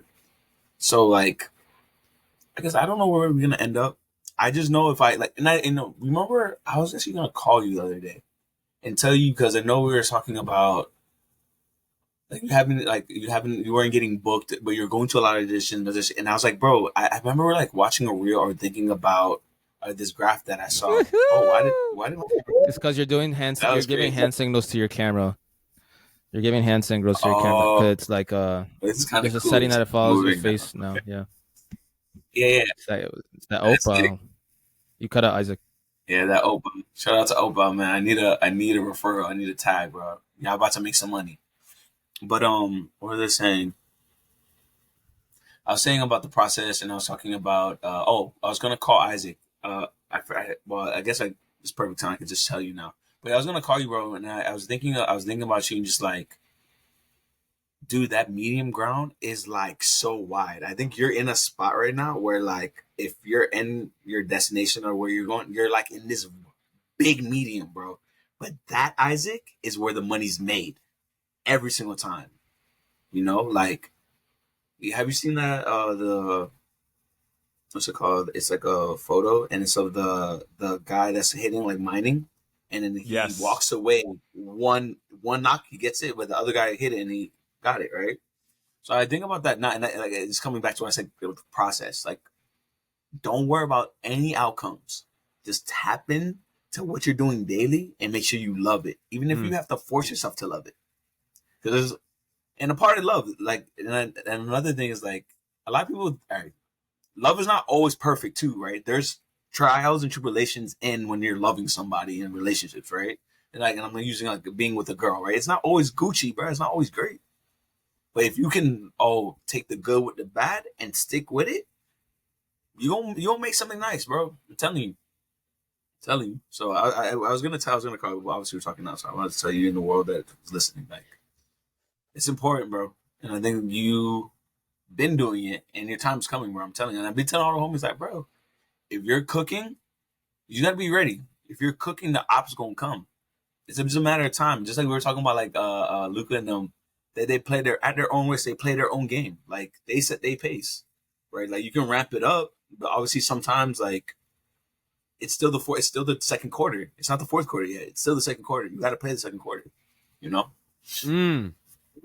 And GM talks about he had Nas on his track at the beginning of one of it, and Nas talks about how people want to go from A to Z, but it's all the letters in between that are important. That's the bro. That's the goal. That is literally the sauce. That's where you're supposed to be. Like, this is where I'm having the most fun. And then I think I was talking to Rose about this. Oh no, I was actually talking to Dom because I'm doing a performance with him and tracking. It's like, bro, I'm literally in his bed, like his bedroom, his living room, practicing. And I'm like, you know what's so crazy, dog? We gonna remember this when we're joking around, watching reels, talking crap, just talking about life, getting you right. But then we gonna be in front of a million people and be like, remember that time that we had that one show out here in Hialeah and I had to come down and practice with you every day because we didn't know what the fuck we were doing? Sorry, I didn't mean to curse. You can curse.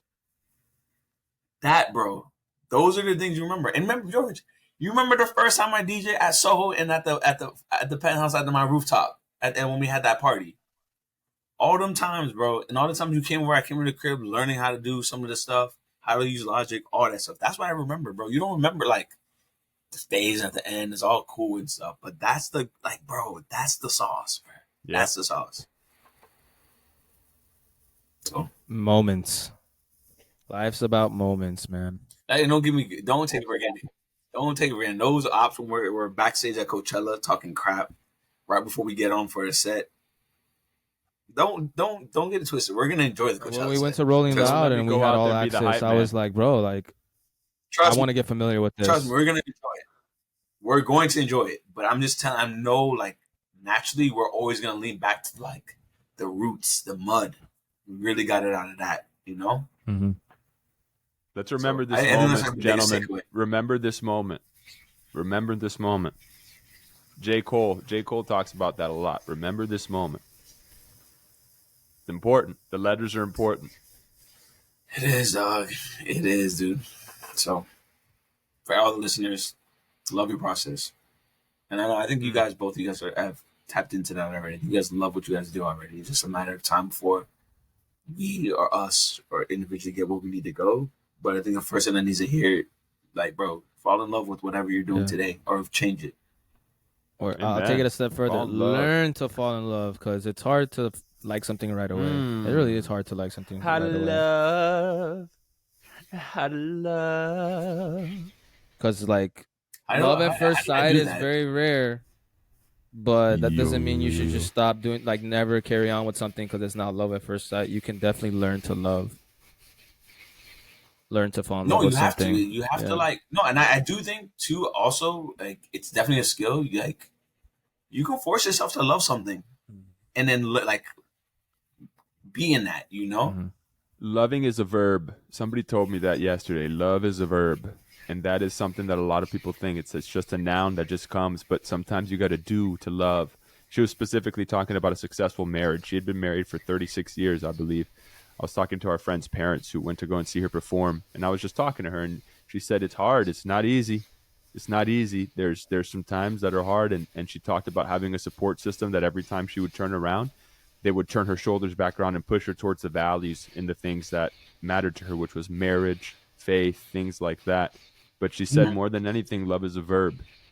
You got to do. You got to do. Yep. You can't just say. You got to do. Mm-hmm. That's for real. You got to do. I wish I could love you guys right now. I wish I was in your room to love you guys. I did that just to see Hugh's face. I don't even know if I want to even laugh at that, bro.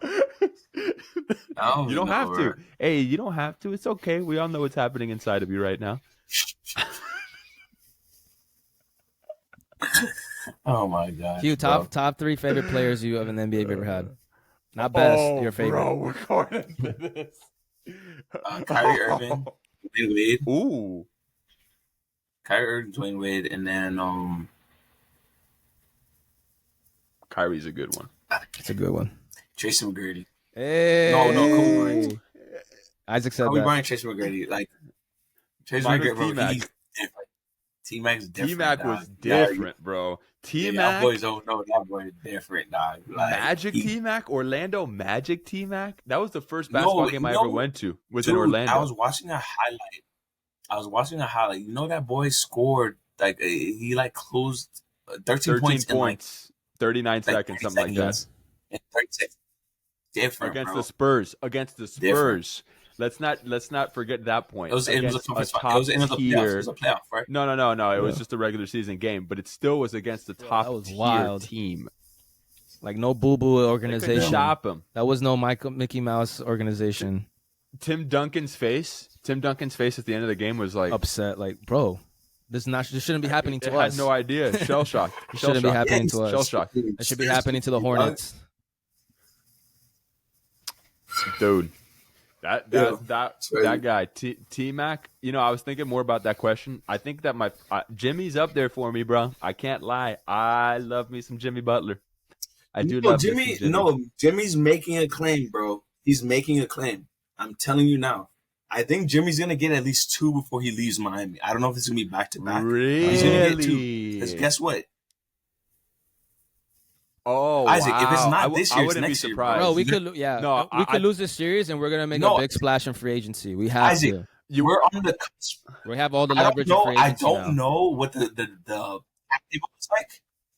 But you gotta, bro, I don't know what the cap table looks like. But them boys, no person on that team is that hyped, right? Like they could go another place and get a good deal. Just like what's that boy? The ball Tucker, right? PJ Tucker. Yeah. I'm like, PJ's dumb. He should just stayed with it. I don't know the deal. I don't know the deal in the contract, or he's chasing money, or he's chasing a chip. But bro, I think these boys are willing to take and that's the same thing as like that Wade mentality. I'll take a cut to get LeBron. Cool. Them boys are tapped in for that. Trust me, they're not gonna be asking for no extra bread. And don't bring Tyler back. I mean, no, don't. We do want to bring Tyler back. I'm saying when we bring Tyler back and he's healthy in the playoffs, bro, y'all don't even know, bro. We're not playing with our second best player. He's coming back for the finals. Chilling. He's coming back for the finals, by the way. Oh yeah, baby. Listen, So one thing I will tell you, because there's a flow there. I don't want him to play. I don't want him to play. I agree. I like Vincent is ripping it right now, bro. And Robinson, you let him play. Duncan, play. America lives on Duncan. And bro, Duncan. Oh, he made all his money. Got those backdoors. He got the backdoor cuts going on. Bro, Caleb Martin. Enough said. Caleb Martin's playing out of his tree right now. I'm gonna shout him out right now, bro. Duncan being ready, bro. Yeah. A lot of people in his position with the contract he had would just sit here and be all in their head about, oh, I'm not playing. Oh, and then his name got called and he's hooping. Amen. Hooping, bro. I feel like Caleb Martin's doing. So guess what? Like, no matter what Haslam did to Dirk, he gotta make more. He gonna make more money. I don't know. He might make more money off of this literally playoff because of the fact that he was ready. He didn't have to play the whole entire season. Yep. That, bro, that's character. Like that right there, that's character, bro. And his confidence was at an all-time low recently, and Yeah, for him bro. to come back and bounce back is run it up. Run it up. Steel character. Yeah, character, bro. He's that's different, bro. A lot of dudes in that position, boys or girls, they got their contract, and then we're benching you. Be all up in their back. Yeah. You know. Oh my gosh, I'm not playing. All right. I was thinking yesterday, coach, about The Last Dance, about Michael Jordan's first NBA Finals. I actually watched all his final. Well, I'm on like his fifth one, whatever. I watched the first one when they were playing the Lakers, right? The Magic Johnson Lakers. They were semi-favored, but everybody was like, "Oh, Michael Jordan still hasn't pushed past this point in his career." You know, I don't know, blah blah blah blah. I look at the Heat right now, bro. The way that they're constructed is very similar to the way that the Bulls were constructed. Mm-hmm. They had a superstar, right, with MJ. Scottie Pippen was respected. He was respected, and he was a great player, but he wasn't that type where it's like, oh, it's Scottie and Michael. Yeah. Bam. That's what's is Jimmy Scottie. Yeah. All right? Yep. And Jimmy elevates everybody else on the team. So you know Bam is going to do what he does. If the supporting cast follows those two, because Bam is his Batman, his Robin to Jimmy's Batman, right? And then the rest of them, bro, just how to keep doing what they're doing. That's a team. It's hard to beat a team. It's easy to beat a player. It's hard to beat a team. That's something that's different about this Heat squad. Any given night, anyone can get a double-double. Any given night, it's always 10. Bro, if you look at the stat sheet, bro, it's not really crazy in terms of like, oh, sometimes Jimmy got to go get the 56. I get that because he just got to go get it. Most nights, bro, it's literally like, yo, everyone at least has 10 points. Everyone has 10 points. I really like how Bam's been so aggressive, and we were kind of upset at him throughout the season. Big time rebounds, critical rebounds, and he's been aggressive, man. They're getting the ball early in the game. Because everyone's watching, bro. At that point in time, Jimmy was heating up and going 1-on-1 with this Williams, but then, bro, no one was paying attention. I was like, all right, Bam's definitely throwing caution to the wind and going into his bag of tricks when he's like at the elbow, pump fakes, pivots. Time for him to elevate. He's playing like he played like a season or two ago, where he was just like, "Here I am, I need my big check," and then the season was kind of just. But you know what's so crazy too, and I think another thing that's happening with the Heat, and I don't know if you guys are seeing, everyone's like they know they roll. Yep.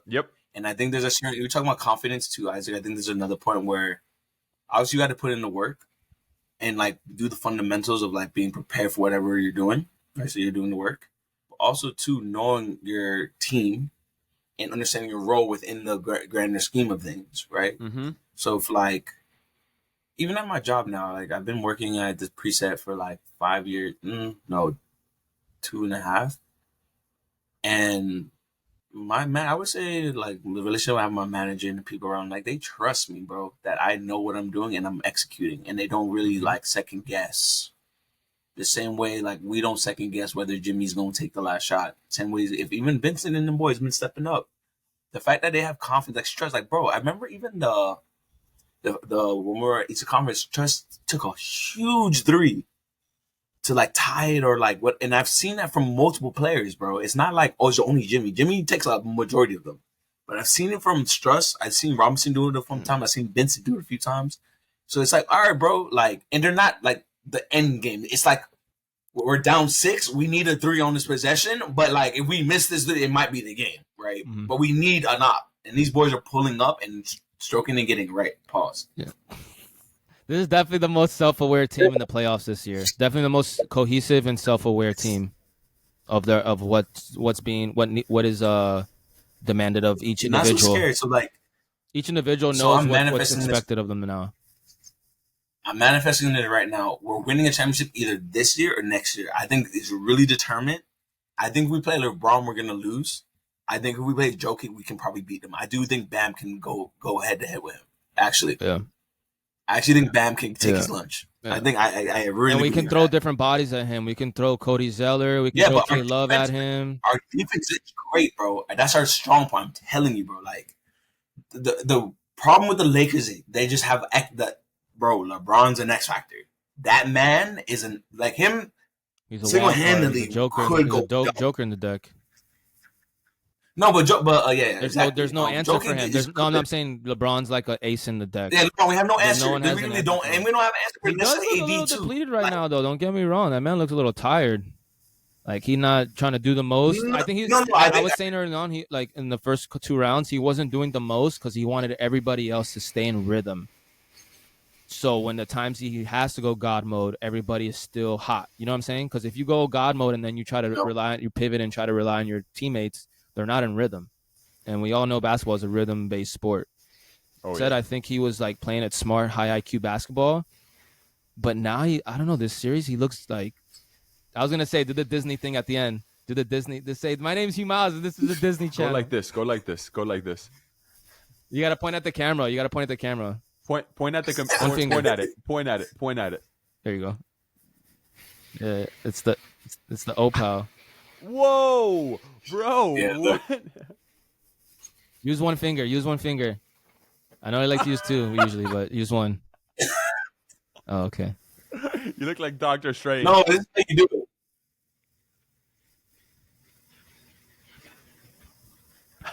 I'm trying to do the Disney Channel. Do me a favor. Now you got to hold your hand like you're holding dice. And blow the dice. Blow on the dice before you throw it. Look. Hugh, like this. You gotta blow the dice. Before you throw it on the caps table, like this. Isaac, look, right? Like this. Isaac. Yo, Isaac, look, Isaac. You gotta go. Come on, baby. Come on, baby. You're such a jerk. Isaac, look. Isaac, come on, baby. Come on, baby.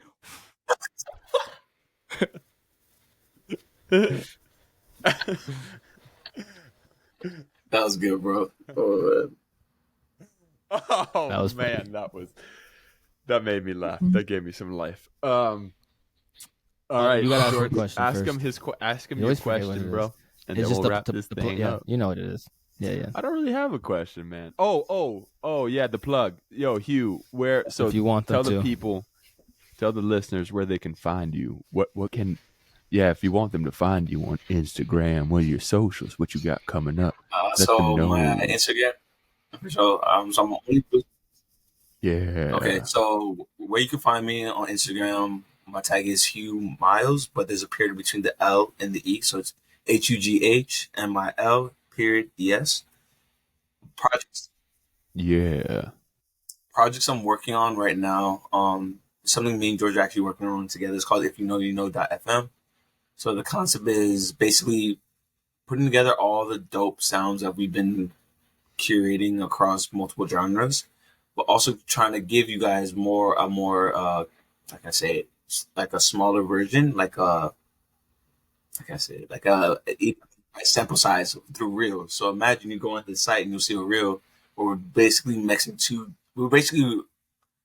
a set, which is the whole set of the episode of the radio station.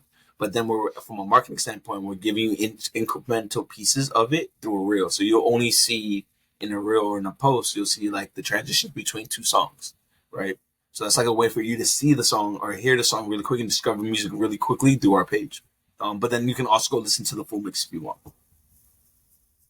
So that's like kind of what's top of mind. And then KTLO 2 is coming out soon. I think we picked Northern Atlanta to record the new album. So those are the main things we've been on. Also DJing in New York and Miami. So if you're on you follow me on Instagram, you'll see the events that we're doing when it comes to people we know. This is another project, and that's just like bringing some of the best people we know together to hear some music and vibes, and just like inspire each other. So basically it. I love that, bro. Have you ever thought of like doing a YouTube or like a TikTok? What do you mean? In terms of for your mixes and things like that? Yeah, I need to figure a way. Like right now, I'm just trying to focus on one process, which is record, cut them up, post. Yep. I think the next on the posting side, I need to post on TikTok and Instagram. So I'm just starting with one, just locking in, and then like you said, incrementally getting better. So that's like the next thing is like doing both. It's a lot of work, bro. I've been trying. It's hard. It's like producing. At the beginning, you got to do it. Like at the beginning, you have to wear both hats, and then eventually you build the team accordingly. Right? Yep, that's what Yeah, no pressure, bro. Whenever you like. We've talked about that too with this show. Is like eventually we're gonna outsource a producer to somebody to like mark clips, make sure everybody's levels are okay, so we don't have to worry about that. So we can just be the host type of thing. Show up and run it. That's right. That's right. All right, GM, go ahead. Take your shot. That's what happened. So I'm gonna ask you your question. Let me so that they can hear it. So Hugh, George Michael. This is everybody that's listening knows George Michael asks us at the end of everything. So we like to ask our guests basically to fill in the blank. So it goes like, I am Hugh and I feel blank, or I am blank, or I blank. So it doesn't necessarily have to be anything deep. It doesn't have to be anything profound. It could be very just, he's coming back in right now. And he's now you're recording again. It says you're recording. It could be very plain Jane, but just take it away and fill in those blanks. So what it was, all right, sorry. I am Hugh and I am blank. I feel blank. I am Hugh, and then just can we write it down real quick? I'm sorry. It's real simple. Don't overthink it. Yeah, you could just so it's I am Hugh and I am Hugh. Say one more time. Sorry. I am Hugh and give me an example. So I say I am Isaac and I am hungry, or I am Isaac and I am blessed. Like it could literally be a one word. It can be profound or very simple, very surface level. Either or. People base it off the conversations we have with them, basically, after the episode's done. Like, but how you do can answer afterwards? any way you want to. However you want. Yeah, I feel like I'm leaning more towards like I am Hugh and I feel focused and I feel blessed, bro. Honestly. Beautiful. Awesome. Beautiful. Amazing. That was beautiful. Thank you for your time. It's been a great time, man. Thank you for coming on, bro.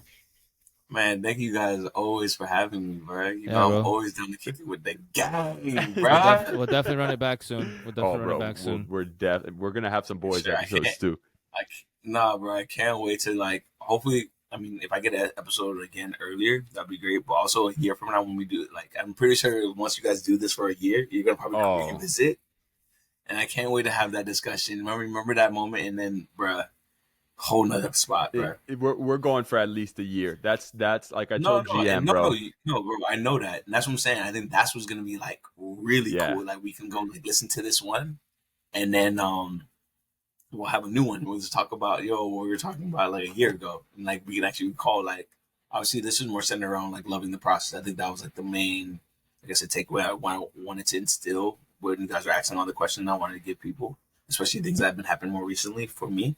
And I wonder next year, obviously, what will I be talking about then? Hopefully the same thing, but maybe it's another we did this and that, and then and that's why I'm I think it's so cool to just have technology to help capture these things, right? Mm-hmm. So Isaac was talking about the other episode. He's I wish great, Apple had showed the whole process of their growth, Nah, and I think this is a part of it. And I think even for, I don't know how you guys think about it. I think even if you guys just do this for fun and you just log it somewhere, bro. I still have. All right, so I did try to do a podcast with Jeremy, and bro, I still have the footage in my hard drive. And I was like, bro, you remember when I used to come from work? Me and him used to be on the bus, go to his crib, record. We have 4 or 5 episodes, and they're not bad. It's just I think we're just young, and then we just weren't consistent. But it's just cool to see that footage that we tried that, right? So, part of you guys, honestly, more than anything. So, just let me know how I can support it. Yeah, dog. That's it. We're gonna pull up to one of your events in Miami, and we're gonna do a little. We can have a little section, a little Café con Podcast, cigar and coffee drinking section. I like that. Bro, you guys know you can more than welcome anywhere. It's kind of when on Rolling Loud, Drewski interviews people that are performing or just Rolling Loud. Those are funny. Yeah. Those Drewski interviews are funny. I've seen some. We're the fucking walls falling in, and he's like, I don't know if we should be here right now. That. That's Wale, hilarious, freaking bro. Out. Yeah, with Wale, exactly. All right, I'm gonna go. All right, well, Hugh's gone. Yeah. No. I'm gonna go now. Anyways, I gotta slide. And I gotta. Let me stop recording. Don't bounce out, you guys. I gotta spend time with the wife. This is the Café con Podcast.